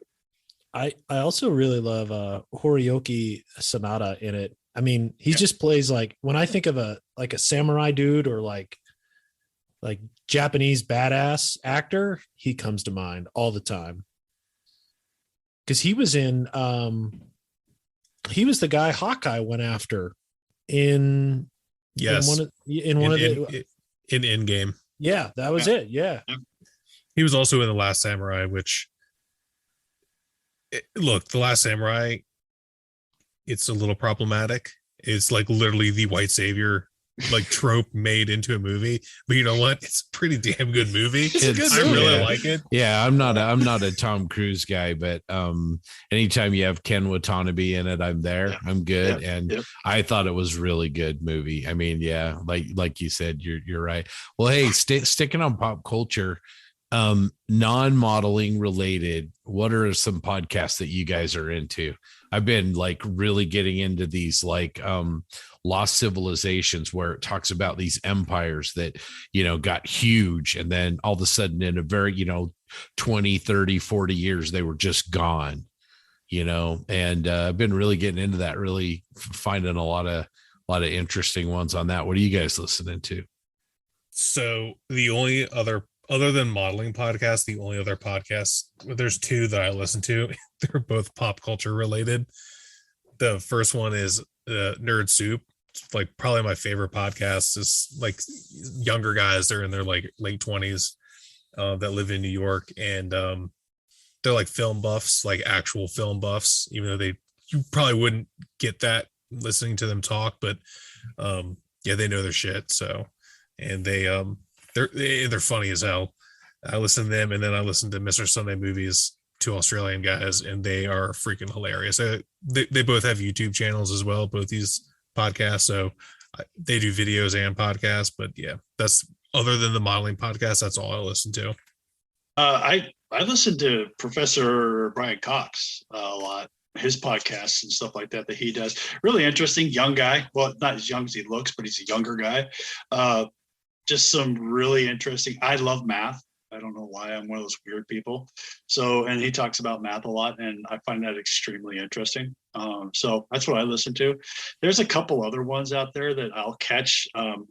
There's Mystery Science Theater. Couple of podcasts that deal with that, talk about Mystery Science Theater 3000, where they're going to play at, when they're playing at. There's a couple of Facebook pages that I follow pretty closely on those. I'm a huge Mystery Science 3000 fan. Huge. That's why we're friends, Grant. Yep. That's you can't get any better than that show. I'm sorry, maybe The Simpsons, but that's my favorite.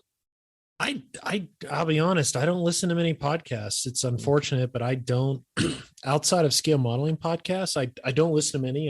Unfortunately, I just don't have the time. I know that's a crappy thing to say, but Jackson raves about hardcore history. Oh yeah, so good. Yeah. That's one I'd like to listen to. But I've listened to some professional ones that coworkers have shared with me on kind of industry related stuff. But yeah, it's sad to say I'm not a podcast guy outside of the modeling world. The latest hardcore history is so good. It's about sort of the Viking age, when they got kind of brash and started attacking the Franks and burning and pillaging and taking over towns and all that. It's really fascinating. But it's like his podcasts are 4 or 5 hours long. I mean, you got to break them up into lots and lots of different pieces. But yeah, hardcore history is the bomb. There's a podcast I listen to, not hobby related whatsoever, not even just our hobbies in general. It's called Help I Sexted My Boss. It sounds as stupid as it is. It's two completely different types of people. You've got one guy who's a proper common northerner, and then you've got the other guy who's a very posh etiquette coach. Completely different people, and basically people ring in or text in with these really weird, awkward life situations they've got themselves into, hence the title of the podcast. And it's just like, it's less than an hour long usually, and it's good to just listen to something that's funny and other people's nonsense, and they just like talk about it and laugh about it, and they drink gin while they're recording. So I was like, this is a podcast for me. This is really fun. it's like you paid somebody to make you a podcast. Yeah, it's like I kept seeing the clips on TikTok. I've noticed a lot of the time now, podcasts while they're recording will also video record, and a lot of the video clips get released to the internet. I saw a lot of it on TikTok, and I was just like, right, everything I've seen so far is funny. Let me actually listen to an episode. And now I'm just going back for all the old episodes. It's like, these are actually really funny. I thought, because sometimes with these clips, you're like, yeah, you're just taking the best bits and the rest is a bit boring. It's like, no, it's all just really funny. I just like hearing about other people's really awkward situations. It's like, well, at least it's not me. It's like Jerry Springer for podcasts. Oh, yes. Yeah. We had one over here, Jeremy Kyle, the Jeremy Kyle show. He actually went over to the States and did a few shows now and again. And I'm kind of ashamed now to admit it, but I was in the audience of that show on 3 occasions, just watching people fight and argue and swear at each other. And it's proper daytime trash TV at 9:20 in the morning. Brilliant. Jeez.